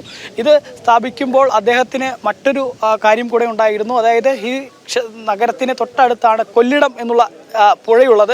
ആ കൊല്ലിടം പുഴയും ഒപ്പം തന്നെ ഇവിടെ ഒരു ഏരി, അതായത് ഒരു ജലാശയവും അദ്ദേഹം സൃഷ്ടിക്കുന്നുണ്ട്. ആ കൊല്ലിടം നദിയിൽ നിന്നുമുള്ള വെള്ളം ഈ ജലാശയത്തിൽ എത്തുകയും ആ ജലാശയത്തിൽ നിന്നും ആ വെള്ളം ഇവിടെ നാടിന് മുഴുവൻ ഉപയോഗിക്കാൻ കഴിയുമെന്ന് മാത്രമല്ല, ഈ ജലാശയത്തിലൂടെ കൊല്ലിടം റിവറിലേക്ക്, കൊല്ലിടം പുഴയിലേക്ക് കടന്ന് ആ കൊല്ലിടം പുഴയിൽ നിന്നും കപ്പൽ മാർഗം അദ്ദേഹത്തിന് കടലിലേക്ക് എത്തി അവിടെ നിന്നും ശ്രീലങ്കയിലേക്കോ മറ്റ് നാടുകളിലേക്കൊക്കെ കടക്കാവുന്ന തരത്തിൽ ഒരു നഗരം, തലസ്ഥാന നഗരം എന്ന തരത്തിലാണ് ഈ ഗംഗൈകൊണ്ട ചോളപുരം എന്നുള്ള അദ്ദേഹത്തിൻ്റെ ഈ ക്യാപിറ്റൽ, ആ തലസ്ഥാന നഗരം അദ്ദേഹം ഉണ്ടാക്കുന്നത് എന്നുള്ളതാണ് ചരിത്ര രേഖകളിലൊക്കെ കാണാൻ സാധിക്കുന്നത്. ഏതായാലും അദ്ദേഹത്തിൻ്റെ അരൺമനയും അദ്ദേഹത്തിൻ്റെ കൊട്ടാരവും ഒന്നും ഇന്ന് ഇല്ല. അവിടെയൊക്കെ ഏതാനും കല്ലുകൾ മാത്രമേ ഉള്ളൂ. പക്ഷേ ഈ ക്ഷേത്രം നിരവധി ആക്രമണങ്ങൾ, ഞാൻ നേരത്തെ പറഞ്ഞിരുന്നു, ഒരുപാട് ആക്രമണങ്ങളെ ചെറുത്ത് തോൽപ്പിച്ചുകൊണ്ടാണ് ഇപ്പോൾ ഈ ക്ഷേത്രം ഇവിടെ ഇങ്ങനെ തല ഉയർത്തി നിൽക്കുന്നത്. അത് 1311 മാലിക് ഗഫൂറിൻ്റെ ആക്രമണമാണെങ്കിലും, 1756 ഫ്രഞ്ച് പട്ടാളത്തിൻ്റെ ആക്രമണമാണെങ്കിലും, 1765 ആർക്കേഡ് നവാബിൻ്റെ ആക്രമണമാണെങ്കിലും, 1801 ബ്രിട്ടീഷ് ഈസ്റ്റ് ഇന്ത്യ കമ്പനി ഇതിനെ ക്ഷേത്രത്തെ ഒരു അവരുടെ ആയുധപ്പുരയാക്കി മാറ്റുന്ന തരത്തിൽ ചെയ്തതാണെങ്കിലും, അതേ ബ്രിട്ടീഷ് ഈസ്റ്റ് ഇന്ത്യ കമ്പനി ഈ ക്ഷേത്രത്തിൽ നിന്നുള്ള കല്ലുകൾ കൊണ്ടുപോയി ഒരു ഡാം നിർമ്മിക്കുന്നത് പോലെ അതിൻ്റെ ആ വാസ്തുകലയെ പൂർണ്ണമായും നശിപ്പിക്കുന്നതിന് വേണ്ടിയുള്ള വലിയ നീക്കങ്ങൾ നടത്തി വലിയ കൊള്ളകൾ നടന്നുവെങ്കിൽ, അതായത് മുഗൾ രാജാക്കന്മാർ മുതൽ ബ്രിട്ടീഷുകാർ വരെ ഈ ക്ഷേത്രത്തിനെ ആക്രമിച്ചതിനെ വലിയ രീതിയിൽ നശിപ്പിച്ചതിൻ്റെ വാസ്തുകലയെ ലോകാത്ഭുതമായി ഉയർന്നു നിൽക്കുന്ന ഇതിനെ നശിപ്പിക്കാനുള്ള ശ്രമങ്ങൾ നടത്തിയെങ്കിൽ ആ ശ്രമങ്ങളെയൊക്കെ അതിജീവിച്ചുകൊണ്ടാണ് ഈ ക്ഷേത്രം ഇവിടെ നിൽക്കുന്നത്. ഇനിയും അതിന്റെ തത്സമയ ദൃശ്യങ്ങളിലൂടെ തന്നെ പ്രേക്ഷകരിലേക്ക് എത്തിക്കേണ്ടതുണ്ടായിരുന്നു.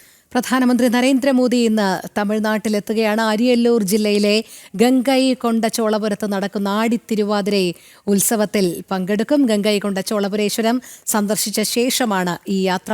നമ്മളോടൊപ്പം ഗംഗൈകൊണ്ട ചോളപുരത്ത് നിന്നും അരുൺ ആലത്തൂറും, ഒപ്പം കൂടുതൽ വിശകലനങ്ങളുമായി ഡൽഹിയിൽ നിന്ന് ശ്രീകാന്തും ചേരുന്നുണ്ട്. ശ്രീകാന്ത്, നമ്മൾ പറഞ്ഞു പ്രധാനമന്ത്രിയുടെ ഗംഗൈകൊണ്ട ചോളപുരം സന്ദർശനം എത്രത്തോളം രാഷ്ട്രീയ പ്രാധാന്യം അർഹിക്കുന്ന കാര്യം കൂടിയാണ് എന്നുള്ളത്. ഗംഗ മുതൽ കാവേരി വരെ ഏക ഭാരത് ശ്രേഷ്ഠ ഭാരത് എന്ന സങ്കല്പം എപ്പോഴും BJP ഉയർത്തിപ്പിടിച്ചിട്ടുണ്ട്. അപ്പോൾ അതുമായി ബന്ധപ്പെടുത്തി തന്നെയല്ലേ നമുക്കിതിനെയും ഈ സന്ദർശനത്തെയും കാണാൻ കഴിയുക?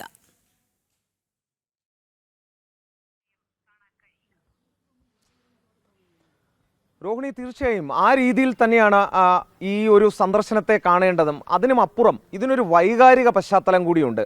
കാരണം തമിഴ്നാട്ടുകാരെ സംബന്ധിച്ചിടത്തോളം അവരുടെ അതിപ്രശസ്തമായ ക്ഷേത്രങ്ങൾ എല്ലാം തന്നെ, ഈ ബൃഹദീശ്വര ക്ഷേത്രമടക്കം ഈ ശൈവ സങ്കല്പത്തിലുള്ള നിർമ്മിതികൾ ഏറ്റവും അധികം നിർമ്മിച്ചിട്ടുള്ളത് ഈ ചോള വംശജരാണ് എന്നുള്ളത് എടുത്തു പറയേണ്ടതുണ്ട്. ഇന്ന് ശൈവ സന്യാസിമാരടക്കം ഈ പരിപാടിയിൽ പങ്കെടുക്കുന്നുണ്ട് എന്നുള്ളതാണ് റിപ്പോർട്ട് ചെയ്യപ്പെട്ടിട്ടുള്ളതും.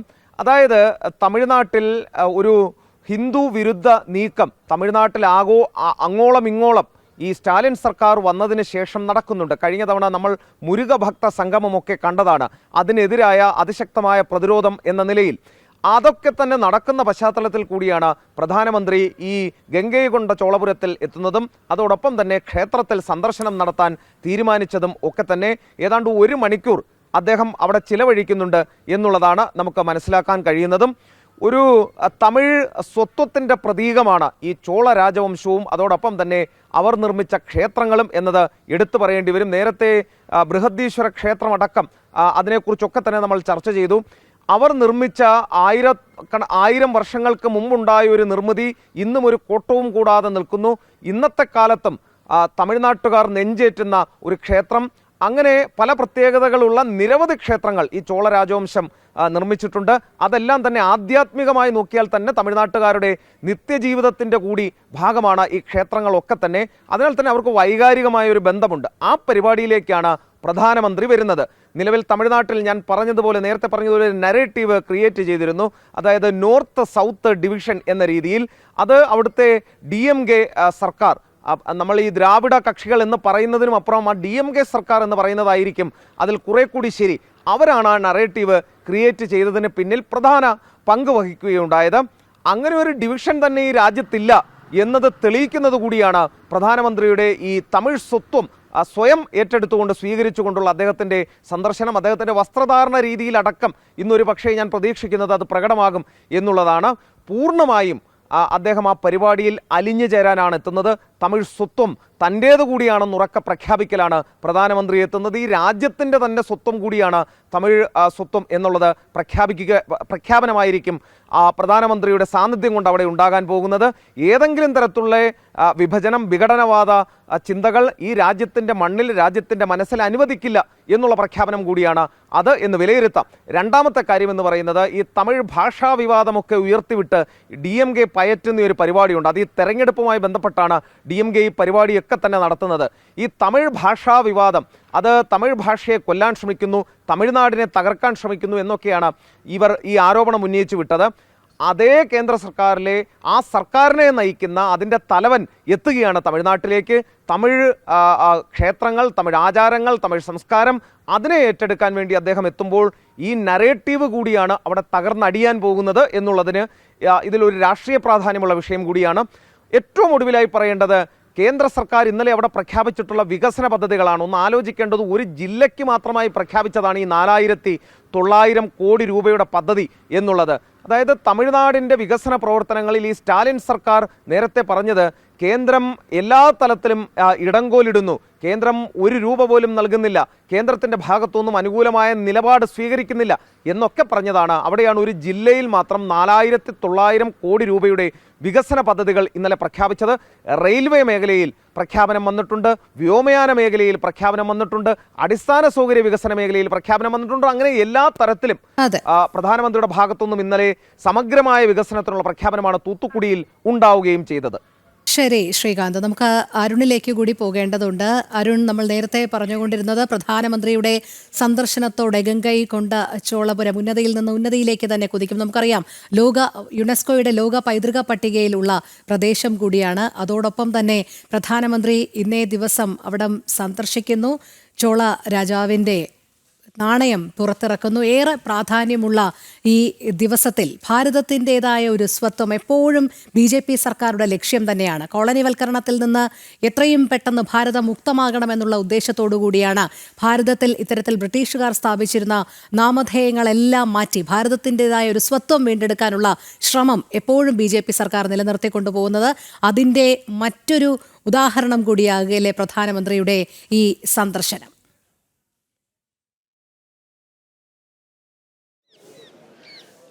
തീർച്ചയായിട്ടും നമുക്കറിയാം, ഭാരതത്തിൽ ഈ മുഗൾ ആക്രമണവും അതുപോലെ തന്നെ ഇത്തരത്തിലുള്ള ബ്രിട്ടീഷുകാരുടെ ഉൾപ്പെടെയുള്ള ആക്രമണം, കോളനിവൽക്കരണമൊക്കെ നടന്നതിന് ശേഷം നമ്മുടെ ഭാരതത്തിലെ പലതരത്തിലുള്ള ക്ഷേത്രങ്ങൾക്ക് നേരെയാണെങ്കിലും അഭിമാന സ്തംഭങ്ങൾക്ക് നേരെയാണെങ്കിലും ഒക്കെ ഇവരുടെ ആക്രമണം മാത്രമല്ല, അതിനൊക്കെ ഉന്മൂലനം ചെയ്യുന്നതായിരുന്നു പണ്ട് കാലങ്ങളിൽ നടന്നിരുന്നത്. ആ ഉന്മൂലനം ചെയ്തതിന് ശേഷം അതിനെയൊന്നും ഉയർത്തിക്കാണിക്കുക എന്നുള്ളത് അത് പൊതുവെ പലപ്പോഴും ഇവിടെ ഭരിച്ചിരുന്ന രാഷ്ട്രീയ പാർട്ടികൾ അതിന് ശ്രമിച്ചിരുന്നില്ല എന്നുള്ളതാണ്.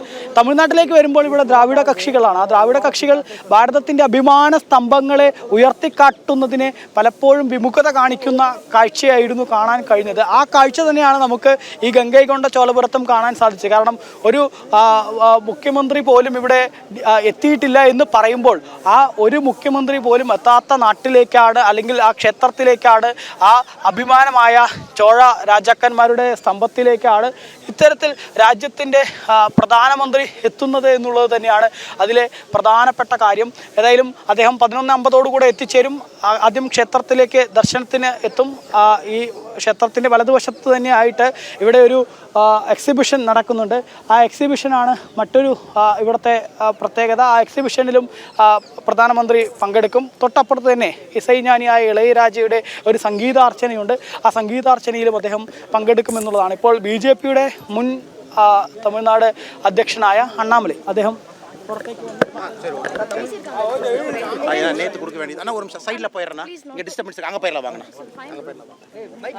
അദ്ദേഹം കഴിഞ്ഞ ദിവസം തന്നെ പറഞ്ഞിരുന്നു, ഇത്തരത്തിൽ ഈ ഒരു പരിപാടി DMKയുടെ ഒരു മുഖ്യമന്ത്രി പോലും എത്താത്ത നാട്ടിലേക്കാണ് രാജ്യത്തിൻ്റെ പ്രധാനമന്ത്രി എത്തുന്നത് ഉൾപ്പെടെയുള്ള കാര്യം അദ്ദേഹം പറഞ്ഞിരുന്നു. ഇപ്പോൾ അദ്ദേഹം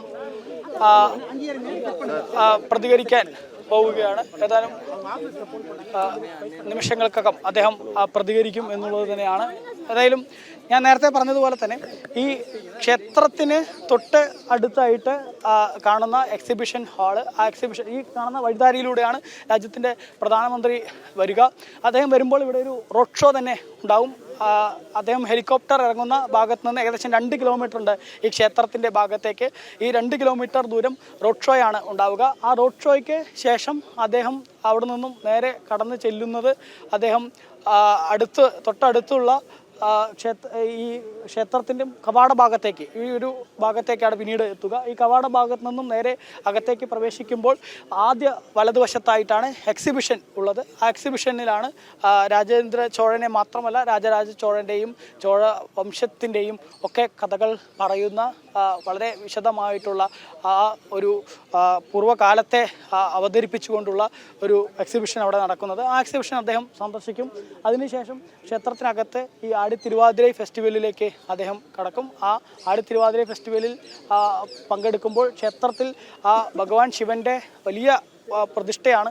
ആ പ്രതിഷ്ഠയിൽ അദ്ദേഹം വാരണാസിയിൽ നിന്നുള്ള ഗംഗയിൽ നിന്നുള്ള ജലം കൊണ്ട് അഭിഷേകം നടത്തും എന്നാണ് നിലവിൽ അറിയിച്ചിരിക്കുന്നത്. ആ പ്രാർത്ഥനകൾക്കും അവിടുത്തെ അഭിഷേകത്തിനുമൊക്കെ ശേഷം അദ്ദേഹം പുറത്തിറങ്ങി വരുമ്പോൾ ഈ പരിപാടി നടക്കുന്ന അല്ലെങ്കിൽ ക്ഷേത്രത്തിൻ്റെ ഇടതുവശത്തായിട്ടാണ് ഇസൈഞ്ഞാലിയിലെ ഇളയരാജ പങ്കെടുക്കുന്ന അദ്ദേഹത്തിൻ്റെ നേതൃത്വത്തിലുള്ള ഒരു സംഗീതാർച്ചന നടക്കുന്നത്. ആ സംഗീതാർച്ചനയിലും രാജ്യത്തിൻ്റെ പ്രധാനമന്ത്രി പങ്കെടുക്കും എന്നുള്ളതാണ്, അതും അദ്ദേഹം വീക്ഷിക്കും എന്നുള്ളതാണ്.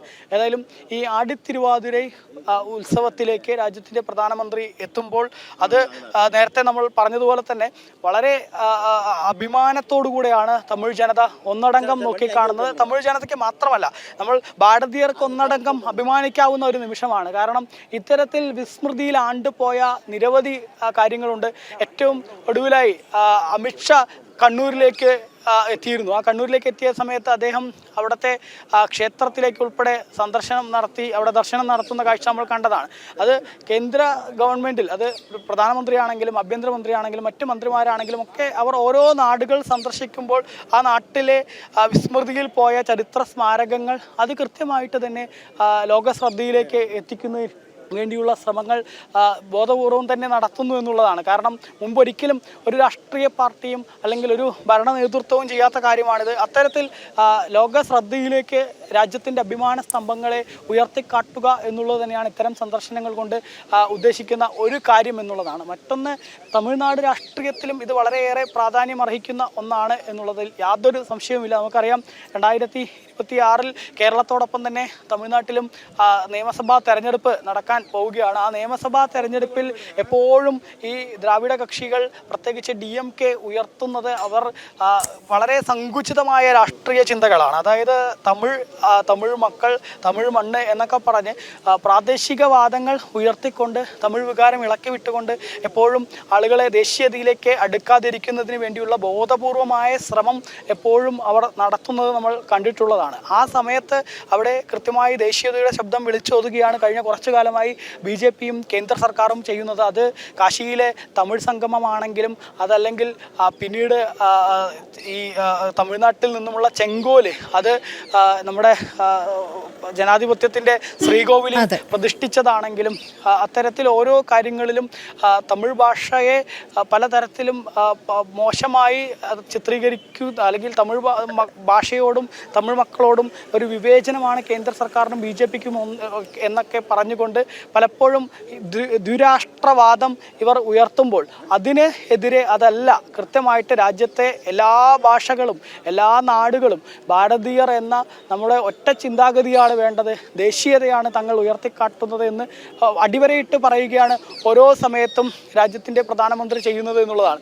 ആ കേന്ദ്ര സർക്കാരും അത്തരത്തിൽ തന്നെയാണ് ചെയ്യുന്നത് എന്നുള്ളതാണ്. ഏതായാലും അതിൻ്റെ ഏറ്റവും ഒടുവിലത്തെ ഉദാഹരണമായി തമിഴ്നാട്ടിൽ BJPയും അതുപോലെ തന്നെ കേന്ദ്ര സർക്കാരും ഒക്കെ ഉയർത്തിക്കാട്ടാൻ ശ്രമിക്കുന്നത് അത് ഈ നാടിൻ്റെ പാരമ്പര്യം, ഈ നാടിൻ്റെ പ്രാധാന്യം അത് കൃത്യമായിട്ട് വിളിച്ചോതുക എന്നുള്ളത് തന്നെയാണ്. അതുകൊണ്ട് തന്നെയാണ് ഈ ദ്രാവിഡ കക്ഷികൾ പ്രത്യേകിച്ച് DMK കാലങ്ങളായി അവഗണിച്ചിട്ടുള്ള ഈ നാടിന്റെ ഏറ്റവും പ്രധാനപ്പെട്ട പാരമ്പര്യം വിളിച്ചോതുന്ന. ശരി അരുൺ, വരും മണിക്കൂറുകളിലും അരുണിലേക്ക് എത്താം.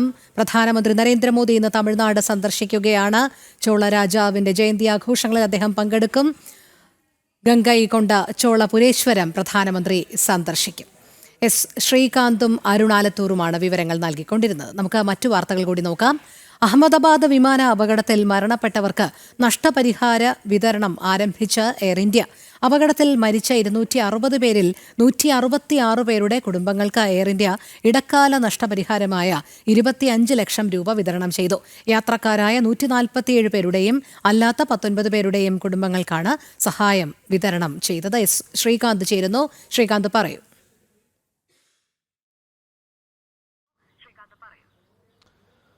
നാടിനെ നടുക്കിയ സംഭവമാണ് ഈ അഹമ്മദാബാദ് ദുരന്തം.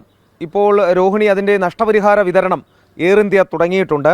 അതിൽ അപകടത്തിൽ മരിച്ച 260 പേരിൽ 166 പേരുടെ കുടുംബങ്ങൾക്കാണ് നിലവിലിപ്പോൾ നഷ്ടപരിഹാരം നൽകിയിട്ടുള്ളത്. ഈ ഇടക്കാല നഷ്ടപരിഹാരമായ 25 ലക്ഷം രൂപയാണ് ഈ കുടുംബങ്ങൾക്ക് ഇതിനോടകം നൽകിയിട്ടുള്ളത്. യാത്രക്കാരായ 147 പേരുടെയും അല്ലാത്ത 19 പേർ, അത് ഈ മെഡിക്കൽ കോളേജ് ഹോസ്റ്റലിലുണ്ടായിരുന്ന ആളുകളാണ്. അവർക്കും അവരുടെ കുടുംബാംഗങ്ങൾക്ക് ഈ നഷ്ടപരിഹാരം ഇതിനോടകം കൈമാറിക്കഴിഞ്ഞു. 52 പേരുടെ രേഖകൾ കൂടി കൈവശമുണ്ടെന്നും അവർക്കും ഉടൻ നഷ്ടപരിഹാരം നൽകുമെന്നും പറഞ്ഞിട്ടുണ്ട് എയർ ഇന്ത്യ. തകർന്ന ഈ BJ മെഡിക്കൽ കോളേജ് ഹോസ്റ്റൽ അത് പുനർനിർമ്മിച്ച് നൽകാനും എയർ ഇന്ത്യ തീരുമാനിച്ചിട്ടുണ്ട്. ഇതിലെ അന്വേഷണം ഇപ്പോഴും മുന്നോട്ട് പോവുകയാണ്. പല തിയറികൾ പുറത്തു വരുന്നുണ്ട്. പൈലറ്റുമായി ബന്ധപ്പെട്ട ചില തിയറികൾ വരുന്നുണ്ട്. അതല്ല സാങ്കേതിക തകരാറാണ് എന്ന തിയറികൾ വരുന്നുണ്ട്. പക്ഷേ അതെന്തായാലും 1 മാസമെങ്കിലും എടുക്കും എന്നാണ് പാർലമെന്റിൽ വ്യോമയാന മന്ത്രി പറയുകയുണ്ടായത്.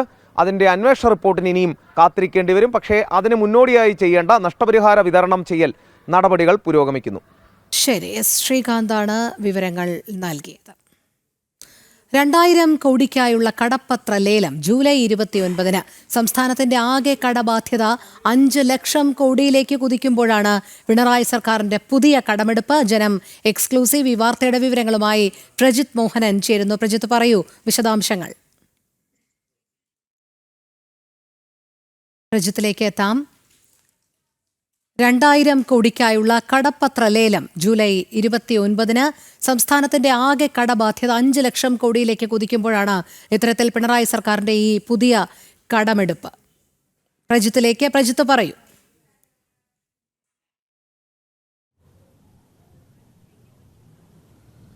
സംസ്ഥാനത്തിന്റെ സാമ്പത്തിക ദുരന്തം വ്യക്തമാക്കുന്ന കണക്കുകൾ ദിവസങ്ങൾക്ക് മുൻപാണ് കേന്ദ്ര ധനകാര്യ മന്ത്രാലയം പുറത്തുവിട്ടത്. കേരളം കഴിഞ്ഞ സാമ്പത്തിക വർഷം തന്നെ ഒരു വലിയ സാമ്പത്തിക പ്രതിസന്ധി, അതായത് 4 ലക്ഷം കോടിയിലധികം വരുന്ന വലിയ സാമ്പത്തിക പ്രതിസന്ധിയിലേക്ക് കേരളം പോവുകയാണ്, പൊതുകടം പോവുകയാണെന്നുള്ള കണക്കുകൾ പുറത്തുവിട്ടിരുന്നു. അതിന് പിന്നാലെയാണ് ഇപ്പോൾ വീണ്ടും 2000 കോടി കൂടി സംസ്ഥാനം കടമെടുക്കുന്നത്.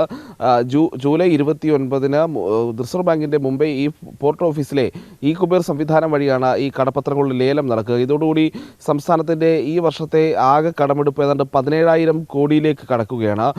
ഈ സാമ്പത്തിക വർഷത്തിൻ്റെ ഓരോ മാസത്തിലുമുള്ള കണക്കുകൾ വെച്ച് നോക്കുകയാണെങ്കിൽ എല്ലാ മാസവും സർക്കാർ കൃത്യമായി കടമെടുക്കുന്നുണ്ട്. ഈ കടമെടുക്കുന്നതെല്ലാം ശമ്പളവും പെൻഷനും അങ്ങനെയുള്ള ചെലവുകൾക്കും വേണ്ടിയിട്ടുള്ളതാണ് എന്നുള്ളതാണ് ഏറ്റവും ഖേദകരമായിട്ട് കാര്യം. സാധാരണഗതിയിൽ മൂലധന ചെലവുകൾക്ക് വേണ്ടി എടുക്കുന്ന കടമാണ് ഇത്തരത്തിൽ ശമ്പളവും പെൻഷനും നൽകാൻ സർക്കാർ ചെലവഴിക്കുന്നത് എന്നുള്ളതാണ് സംസ്ഥാനത്തിൻ്റെ ഒരു സാമ്പത്തിക മിസ്മാനേജ്മെൻറ്റിൻ്റെ ഏറ്റവും വ്യക്തമായിട്ടുള്ള മുഖം. ഇനി നമ്മൾ ഓരോ മാസത്തെയും കണക്കുകൾ വരികയാണെങ്കിൽ ഈ 4 മാസങ്ങൾക്കിടയിൽ ആകെ എടുത്തത് 17,000 കോടിയാണ്. അതിൽ ഏപ്രിൽ മാസം 3,000 കോടിയുടെ കടപ്പത്ര ലേലത്തോടെ സർക്കാർ സമാഹരിച്ചു. ശരി പ്രജിത്ത്, തുടരുക. ഇപ്പോൾ നമ്മൾ തമിഴ്നാട്ടിലേക്ക് പോവുകയാണ്. അവിടെ ഗംഗൈകൊണ്ട ചോളപുരത്ത് BJP നേതാവ് അണ്ണാമലൈ സംസാരിക്കുന്നു. തത്സമയം காலகட்டத்தில் உலகத்தையே ஆண்ட ஒரு மாபெரும் ஒரு நிலம்.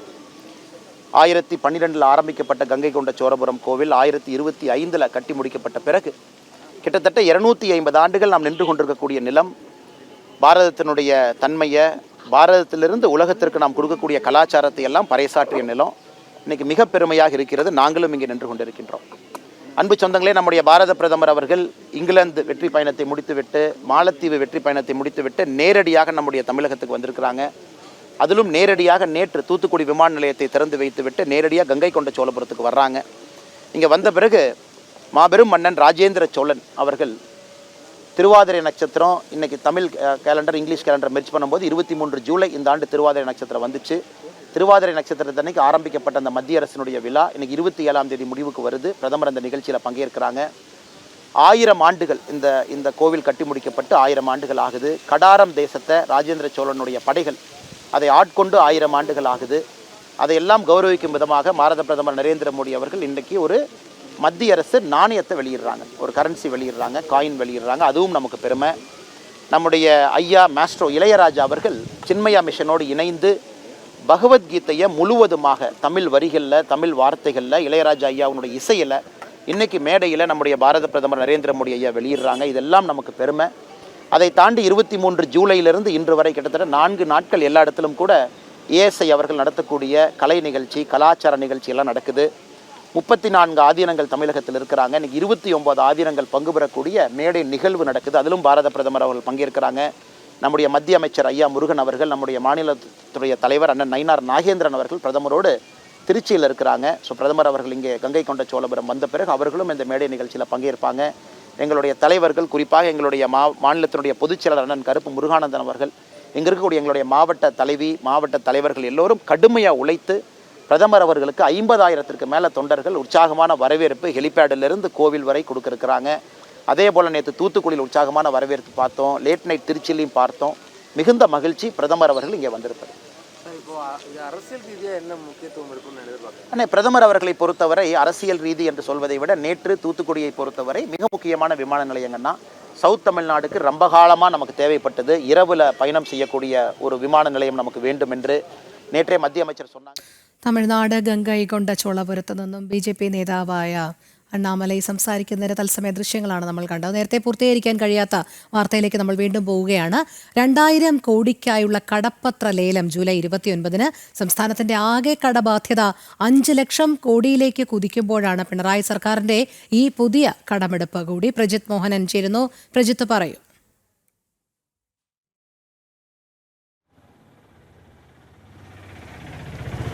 രോഹിണി, ഏപ്രിൽ മാസത്തിൽ സർക്കാർ കടമെടുത്തത് 3000 കോടിയാണ്.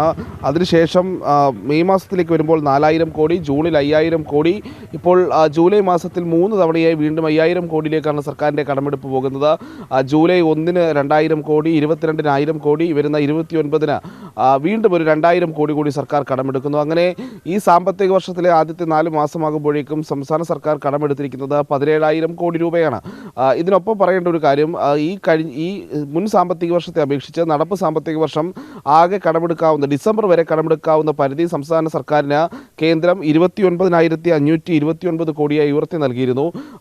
മുൻ വർഷത്തെ അപേക്ഷിച്ച് 8,276 കോടി രൂപയുടെ വർധനവാണ് ഇങ്ങനെ കേന്ദ്രം വരുത്തി നൽകിയത്. അതായത് സംസ്ഥാനത്തിന് കടമെടുക്കാൻ കഴിയുന്ന ഒരു സാഹചര്യത്തിലേക്ക് കൊണ്ടെത്തിച്ചത്. അതിൽ തന്നെ 17,000 കോടി രൂപ ഈ സാമ്പത്തിക വർഷത്തിലെ ആദ്യത്തെ 4 മാസത്തിൽ തന്നെ സംസ്ഥാന സർക്കാർ കടമെടുത്തിരിക്കുന്നു. ഇനി ബാക്കിയുള്ളത് ഏതാണ്ട് 12,529 കോടി രൂപ മാത്രമാണ് സംസ്ഥാന സർക്കാരിന് കടമെടുത്ത് അല്ലെങ്കിൽ അത്തരത്തിലുള്ള ചെലവുകളിലേക്ക് നിർവഹിക്കാൻ കഴിയുക. ഇതിൽ ഏറ്റവും ശ്രദ്ധേയമായ കാര്യം, സംസ്ഥാന സർക്കാരിൻ്റെ ഏറ്റവും പ്രധാനപ്പെട്ട ധന ആഗമന മാർഗം എന്ന് പറയുന്നത് തന്നെ കടമെടുപ്പാണ്.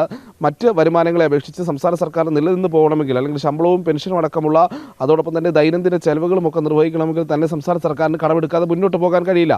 അപ്പോഴാണ് ഓണക്കാലം വരുന്നു, തദ്ദേശ തിരഞ്ഞെടുപ്പ് വരുന്നു, അങ്ങനെയുള്ള വലിയ ചെലവുകളിലേക്ക് സംസ്ഥാന സർക്കാർ നീങ്ങുമ്പോൾ, അങ്ങനെയുള്ള ചെലവുകൾ വരുന്ന കാലത്തേക്ക് സംസ്ഥാന സർക്കാർ നീങ്ങുമ്പോൾ ആകെ 12,529 കോടിയാണ് ഇനിയുള്ള 5 മാസത്തും സംസ്ഥാന സർക്കാരിന് കടമെടുക്കാൻ കഴിയുക ഈ ഡിസംബർ വരെ എന്നുള്ളതാണ് ഇതിൽ ഏറ്റവും ശ്രദ്ധേയമായിട്ടുള്ള കാര്യം. അങ്ങനെയെങ്കിൽ സംസ്ഥാന സർക്കാരിൻ്റെ ആകെയുള്ള സാമ്പത്തിക മാനേജ്മെൻറ്റ് അത് മുഴുവൻ താളം തെറ്റിപ്പോകുന്ന രീതിയിലേക്ക് കാര്യങ്ങൾ എത്തുമെന്നുള്ളതാണ് ഈ പുതിയ കടമെടുപ്പും കൂടി പശ്ചാത്തലത്തിൽ നമുക്ക് പറയാനുള്ളത്. വലിയ സാമ്പത്തിക ദുരന്തത്തിലേക്ക് ഈ ഡിസംബർ മാസമാകുമ്പോഴേക്കും സംസ്ഥാന സർക്കാർ വീഴുമെന്നതിലും തർക്കമില്ല. സംവിധായകനും എഴുത്തുകാരനുമായ റിജു നായരുടെ ഒന്നിങ്ങു വന്നെങ്കിൽ എന്ന നോവലിന്റെ പുതിയ പതിപ്പ് പ്രകാശനം ചെയ്തു. തിരുവനന്തപുരം ഏരീസ് പ്ലസ് തിയേറ്ററിൽ നടന്ന ചടങ്ങിൽ വാമനപുരം MLA DK മുരളി നടി ശൈലജ ശ്രീധരൻ നായർക്ക് നൽകിയാണ് പ്രകാശനം നിർവഹിച്ചത്.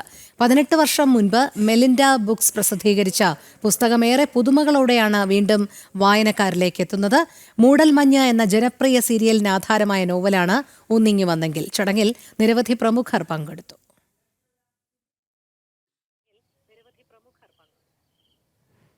എറണാകുളം ജില്ലയിൽ ഇടവിട്ട് മഴ തുടരുന്നു. മഴക്കെടുതിയും തുടരുകയാണ്. പെരിയാറിൽ ജലനിരപ്പ് ഉയർന്നു തന്നെ നിൽക്കുകയാണ്. ആലുവ എടത്തലയിൽ മണ്ണിടിഞ്ഞു വീണ് തകർന്ന ഇടത്ത് നിന്നും രേഷ്മ ബാബു ചേരുന്നുണ്ട്. രേഷ്മ, വലിയ രീതിയിലുള്ള മഴക്കെടുതി തന്നെയാണ് സംസ്ഥാനത്തുടനീളം ഉള്ളത്. അതോടൊപ്പം ആലുവ ഇടത്തലയിൽ മണ്ണിടിഞ്ഞ് വീട് തകർന്നിരുന്നു. അവിടെ നിന്നും നൽകാൻ കഴിയുന്ന വിശദാംശങ്ങൾ എങ്ങനെയാണ് രേഷ്മ?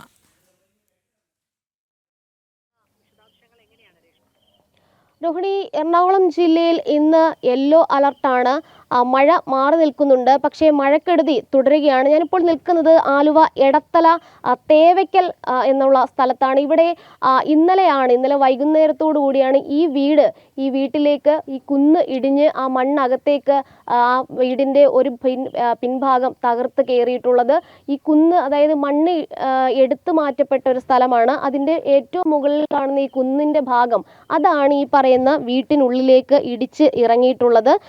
തേവയ്ക്കൽ ലൈജുവിൻ്റെ വീടാണ്. ഇന്നലെ വൈകുന്നേരത്തോടു കൂടിയാണ് സംഭവം. ആളപായം ഒന്നും ഉണ്ടായിട്ടില്ല. ഏറ്റവും പ്രധാനപ്പെട്ട ഒരു ഭാഗ്യമെന്ന് പറയുന്നത് അത് തന്നെയാണ്. കാരണം ഉറങ്ങിക്കിടക്കുകയായിരുന്നു ആ ചേട്ടനും ഒക്കെ. ആ സമയത്ത് ഈ മണ്ണിടിഞ്ഞ് ഈ ഒരു ഭിത്തി തകർന്ന സമയത്ത് ആ ചേട്ടൻ പെട്ടെന്ന് ഓടി മാറുകയായിരുന്നു. എന്തായാലും പഞ്ചായത്തുകാരൊക്കെ തന്നെ ഇവിടേക്ക് എത്തി ഇവിടെ നോക്കിയിട്ടുണ്ട്. വാർക്കപ്പണിക്ക് പോകുന്ന ഒരു ചേട്ടനാണ്. ആ ചേട്ടൻ്റെ കുടുംബമാണ് ഇവിടെ താമസിക്കുന്നത്. ഈ കാണുന്ന, അതായത് ഈ ബെഡ്റൂമിൻ്റെ ഭാഗം, മുറിയുടെ ഭാഗം, അതോടൊപ്പം തന്നെ അടുക്കളയുടെ പിൻഭാഗം, ഇതാണ് ഇടിഞ്ഞിട്ടുള്ളത്. പുതിയ വീട് തന്നെയാണ്. ഇന്നലെ വൈകുന്നേരം ഇവിടെ ഈ ഒരു ബെഡ്റൂമിൽ ആൾ ഉറങ്ങിക്കിടക്കുന്നുണ്ടായിരുന്നു. പൊടുന്നനെയാണ് ഈ മഴയ്ക്കിടെ ഈ കുന്ന് ഇടിഞ്ഞ് ഈ ഭിത്തി തകർത്തുകൊണ്ട് മണ്ണ് അകത്തേക്ക് വീണത്. ഒരുപക്ഷെ ആള് അവിടെ ഓടി മാറിയില്ലായിരുന്നുവെങ്കിൽ വലിയൊരു അപകടം ഉണ്ടായേനെ. വലിയൊരു ഭീഷണിയാണ് ഈ കുന്ന് നിലനിൽക്കുന്ന ഈ സ്ഥലം എന്ന് പറയുന്നത്. കാരണം ആ കുന്നിൽ നിന്നും ഈ മഴക്കാലം ആകുന്ന സമയത്ത് പലപ്പോഴും മണ്ണ് ഇടിഞ്ഞ് ഇറങ്ങുന്ന ഒരു സാഹചര്യം ഉണ്ടാകും. ഈ കാണുന്നത് ഒരു കിടപ്പുമുറിയാണ്. ഈ കിടപ്പുമുറിയുടെ പിൻഭാഗത്തെ ഈ ഭിത്തി തകർത്താണ് ആ കുന്നിൻ്റെ മണ്ണിടിഞ്ഞ ഭാഗം ഈ അകത്തേക്ക് വന്നിട്ടുള്ളത്. എന്തായാലും മഴക്കെടുതികൾ തുടരുന്നുണ്ട്. പല വീടുകളും ഭാഗികമായിട്ട് തകർന്ന ഒരു സാഹചര്യമാണുള്ളത്. ഈ കാണുന്ന അടുക്കളയിലെ ആ ജനലോട് ചേർന്ന ഭിത്തിയും ഇതേപോലെ തകരുകയും ചെയ്തിട്ടുണ്ട്. എന്തായാലും കുടുംബം നിലവിൽ ഇവിടെ നിന്ന് താമസം മാറിയിട്ടുണ്ട്. തൊട്ടപ്പുറത്തെ സഹോദരിയുടെ വീട്ടിലേക്കാണ് മാറിയിട്ടുള്ളത്.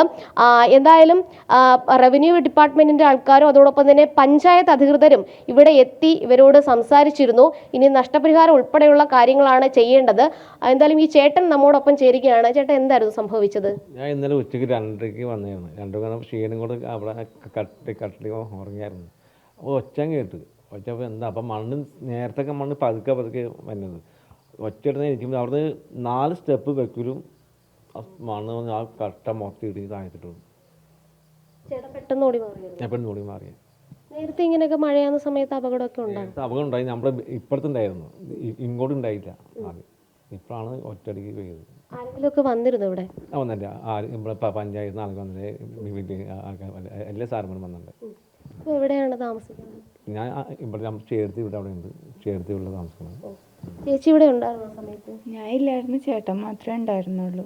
ഞാൻ 4 മണിയായപ്പോൾ ജോലി സ്ഥലത്ത് നിന്ന് പോകുന്നത്. ശരി രേഷ്മ, എന്തായാലും പേടിപ്പെടുത്തുന്ന ദൃശ്യങ്ങൾ തന്നെയാണ്. ഒരു വീടിന്റെ ഭാഗം പൂർണ്ണമായും ഇടിഞ്ഞ നിലയിൽ തന്നെയാണ്. എടത്തലയിലാണ് ഇത്തരത്തിൽ മണ്ണിടിഞ്ഞ് വീട് തകർന്നത്. അവിടെ നിന്നുമുള്ള തത്സമയ ദൃശ്യങ്ങളും വിവരങ്ങളുമാണ് രേഷ്മ ബാബു നമ്മളോടൊപ്പം പങ്കുവച്ചത്.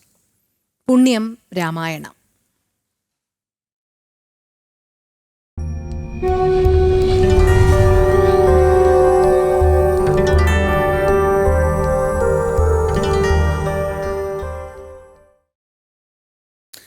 മഹാവിഷ്ണു ശത്രുഘ്ന സങ്കല്പത്തിൽ പ്രതിഷ്ഠയുള്ള മഹാക്ഷേത്രമാണ് കണ്ണൂരിലെ പായം ശത്രുഘ്ന ക്ഷേത്രം. 1000 വർഷത്തിലേറെ പഴക്കം ഈ ക്ഷേത്രത്തിനുണ്ട് എന്നാണ് വിശ്വാസം. ഉത്തര മലബാറിലെ നാലമ്പല ദർശനത്തിൽ ഒഴിച്ചുകൂടാനാകാത്ത ഇടമാണ് ഈ ക്ഷേത്രം. രാമായണ മാസത്തിൽ ദിവസവും 1000കണക്കിന് ഭക്തരാണ് ക്ഷേത്രത്തിൽ ദർശനം തേടിയെത്തുന്നത്. മഹാവിഷ്ണു ശത്രുഘ്ന സങ്കല്പത്തിൽ വാണരുളുന്ന ക്ഷേത്രമാണ് പായത്തെ മഹാവിഷ്ണു ശത്രുഘ്ന ക്ഷേത്രം. തകർന്നടിഞ്ഞു കിടന്നിരുന്ന ഈ ക്ഷേത്രത്തെ പുനരുജ്ജീവിപ്പിച്ചത് സംഘവും ക്ഷേത്ര സംരക്ഷണ സമിതിയുമാണ്.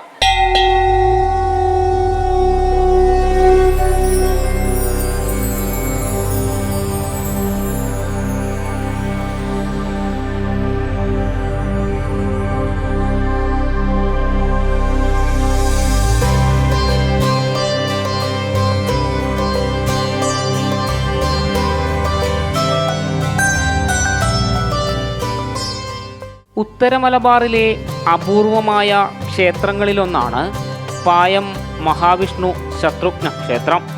നൂറ്റാണ്ടുകളായി തകർന്നടിഞ്ഞു കിടന്ന ക്ഷേത്രം ദേവചൈതന്യം നിറഞ്ഞു നിൽക്കുന്നതായി പ്രശ്നചിന്തയിൽ തെളിഞ്ഞതോടെയാണ് പായം ഗ്രാമത്തിൻ്റെ ഐശ്വര്യമായി ഈ ക്ഷേത്രം നവീകരിക്കപ്പെട്ടത്.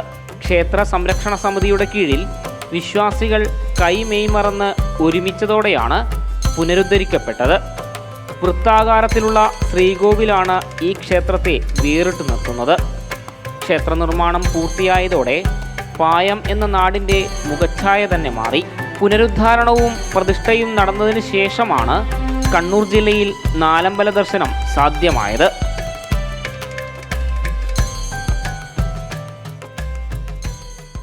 ഒരു 5 തലമുറ മുമ്പ് വരെ ഇവിടെ ക്ഷേത്രമായിട്ട് ഉണ്ടായില്ല. 5 തലമുറ പറയുമ്പോൾ ഒരു 10-400 വർഷമായില്ലേ. അത്രയും വർഷം മുമ്പ് ക്ഷേത്രം ഉണ്ടെങ്കിലേ പറയാൻ പറ്റും. കാരണം 5 തലമുറ വരെ ഏകദേശം നമുക്ക് വിവരം കിട്ടും. കാരണം അച്ഛൻ്റെ അച്ഛൻ ഒക്കെ പറയുന്നത് കേട്ടിട്ട് അങ്ങനെ സംഭവമേ ഉണ്ടായിട്ടില്ല. വെറും ഒരു ക്ഷേത്രത്തിൻ്റെ തകർന്നടിഞ്ഞ് കിടക്കുന്ന ആ ഒരു വട്ടശ്രീകോര് അത് പ്രാധാന്യമാണ്. വട്ടശ്രീകോര് വളരെ കുറവായിട്ടേ ഉണ്ടാവും. അതേരില്ലേ. അപ്പോൾ അത് ആണ് അതിൻ്റെ ഏറ്റവും വലിയ പ്രാധാന്യം. പിന്നെ അവിടുന്ന് ഇങ്ങോട്ട് ഈ പറഞ്ഞ നിർമ്മാണ പ്രവർത്തനം തുടങ്ങിയതിന് ശേഷമാണ് നാലമ്പല ശരി സജീവമായത്. പിന്നെ പഴക്കം എന്ന് പറയാൻ ഒരാൾക്കും ഓർമ്മയില്ല. ഒരു 5 തലമുറപ്പെട്ടവരുടെ ഒരു വിവരമില്ല. അതിൻ്റെ ഒരു അത്രയും പഴക്കം എനിക്കൊന്ന് ഏറ്റവും ചുരുങ്ങിയത് ഒരു 1000 വർഷം മുമ്പ് മാത്രമേ ഇവിടെ ഇതുണ്ടാവും. കാരണം അതിനൊരു തെളിവ് എന്ന് പറയാൻ മണിക്കിണറുണ്ടല്ലോ. മണിക്കിണർ എന്ന് പറയുന്നത് സംഭവം നമ്മൾ നിർമ്മാണ പ്രവർത്തനവും മണിക്കിണറൊന്നും ഇല്ല. അതൊക്കെ ഇങ്ങനെ മണ്ണും കൂടി കിടക്കുക കംപ്ലീറ്റ്. അപ്പോൾ നമ്മുടെ പ്രശ്നവശാൽ പറഞ്ഞിങ്ങനെ ഇവിടെ മണിക്കിണറുണ്ട്, നിങ്ങളത് കുഴിച്ചാൽ ഇവിടെ ഉണ്ട് പറഞ്ഞു. നമുക്ക് വിശ്വസിക്കാനല്ല, കാരണം ഒരു തറയാണ് കിടക്കുന്നത്, മണിക്കിണറല്ല. അപ്പോൾ മണ്ണ് ആ കാണിച്ച സ്ഥലത്ത് മണ്ണ് കുഴിക്കാൻ തുടങ്ങുമ്പോൾ നമ്മൾ ഈ കുഴിയിൽ മണ്ണ് കൊണ്ടിട്ട് കഴിഞ്ഞാൽ എത്ര കാലം ഇട്ട് കഴിഞ്ഞാൽ കുറേ കഴിയുമ്പോൾ നമുക്ക് പെട്ടെന്ന് എടുക്കാൻ പറ്റുമല്ലോ. അപ്പോൾ അത്രയും വലിയൊരു മണിക്കിണർ ഇങ്ങനെ മൂടി പോണ്ടിക്കുള്ള കാലഘട്ടത്തിലാണ് ഓർമ്മിച്ചത്. അതാണ് അതിൻ്റെ പഴക്കം. ഭഗവാന്റെ ഒരു കൈയിൽ സുദർശന ചക്രം അല്പം ഉയർത്തി രാജകീയ ഭാവത്തിലുള്ള പ്രതിഷ്ഠയാണ് ഇവിടെയുള്ളത്. അനുഗ്രഹം തേടിയെത്തുന്ന ഭക്തർക്കെല്ലാം അഭീഷ്ടസിദ്ധി പ്രദാനം ചെയ്യുന്നതായാണ് വിശ്വാസം. ക്ഷേത്ര സംരക്ഷണ സമിതിയുടെ നേതൃത്വത്തിൽ വിശ്വാസികളും ഒപ്പം ചേർന്ന് ഘട്ടം ഘട്ടമായി ക്ഷേത്രത്തിൻ്റെ നവീകരണ പ്രവർത്തികൾ നടത്തിവരുന്നുണ്ട്. ആധ്യാത്മിക വഴിയിലേക്ക് ഒരു നാടെങ്ങനെ നടന്നു കയറുന്നു എന്നതിൻ്റെ നേർസാക്ഷ്യം കൂടിയാണ് പായം മഹാവിഷ്ണു ശത്രുഘ്ന ക്ഷേത്രം. ഒരു കാലഘട്ടത്തിൽ ഈ പായം എന്ന് പറയുന്നത് ദൈവവിശ്വാസം കുറഞ്ഞൊരു നാടായിരുന്നു. ഈ ക്ഷേത്രത്തിൻ്റെ ഉയർച്ചയോടുകൂടി ഈ ഗ്രാമത്തിൻ്റെ അന്തരീക്ഷം തന്നെ മാറും എന്ന് പറഞ്ഞ് സ്വർണ്ണപ്രശ്നം അതുപോലെ പ്രശ്നചിന്തകൾ പറഞ്ഞിട്ടുണ്ട്. അതുപോലെ തന്നെ അതിനു മുന്നേ ദുർമരണങ്ങളും മറ്റു കാര്യങ്ങളും ഈ പരിസരത്തും ഈ നാട്ടിലും നടക്കുന്നതുണ്ടായിരുന്നു. അങ്ങനെ പല ആളും അവരവരുടെ വീടുകളിൽ നടക്കുന്ന ബുദ്ധിമുട്ടുകൾ പരിഹരിക്കാൻ വേണ്ടി പ്രശ്ന ചിന്തകൻ്റെ അടുക്ക പോകുമ്പോൾ അവർക്ക് കിട്ടുന്ന വിവരം ഇതുപോലെ തകർന്നടിഞ്ഞ് കിടക്കുന്ന ഒരു ക്ഷേത്രം അവിടെ എവിടെയോ ഉണ്ട്. അത് പുനരുദ്ധരിച്ചാൽ മാത്രമേ ഇനി അങ്ങോട്ട് ഈ ആ ഗ്രാമത്തിൻ്റെ ഉയർച്ചയ്ക്ക് മുതൽക്കൂട്ടാവൂ എന്നുള്ള വിവരം എല്ലാ വീടുകളിൽ നിന്നും ഇങ്ങനെ ഉയർന്നു വരാൻ തുടങ്ങിയപ്പോൾ നാൽക്കാലികൾ മരണം അങ്ങനെയുള്ള ഇതെല്ലാം കണ്ടതിന് ശേഷമാണ് നമ്മുടെ ഈ ക്ഷേത്രം ഇതുപോലെ തകർന്നടിഞ്ഞ് കിടക്കുന്ന ഒരു സ്ഥലം ഈ നാട്ടിലുണ്ട്. അത് സ്വകാര്യ വ്യക്തിയുടെ കയ്യിലാണ്. അങ്ങനെ നാട്ടുകാരുടെ ഒരു കമ്മിറ്റി പായം ഗവൺമെൻറ് UP സ്കൂളിൽ ചേരുകയും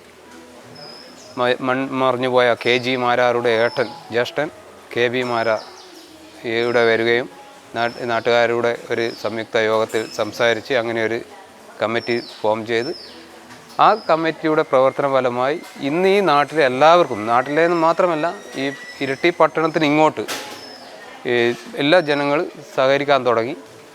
ഒരു 2-3 കൊല്ലം 2019 നമ്മുടെ ക്ഷേത്ര പ്രതിഷ്ഠ കഴിഞ്ഞതിന് ശേഷം നാലമ്പല ദർശനത്തിൻ്റെ ഒഴുക്ക് തിരുവനന്തപുരം മുതൽ കാസർഗോഡ് വരെ ജനങ്ങൾ ഇവിടെ എത്താൻ തുടങ്ങിയിട്ടുണ്ട്.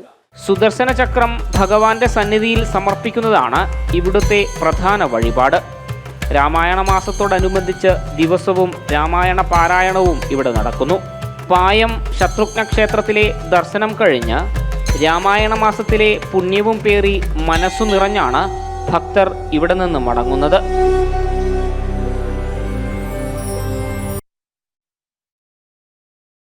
പുത്തൻ പുലരിയുടെ സമയം ഇവിടെ പൂർണ്ണമാവുകയാണ്. എല്ലാ പ്രേക്ഷകർക്കും ഒരിക്കൽ കൂടി ശുഭദിനം ആശംസിക്കുന്നു. നന്ദി, നമസ്തേ.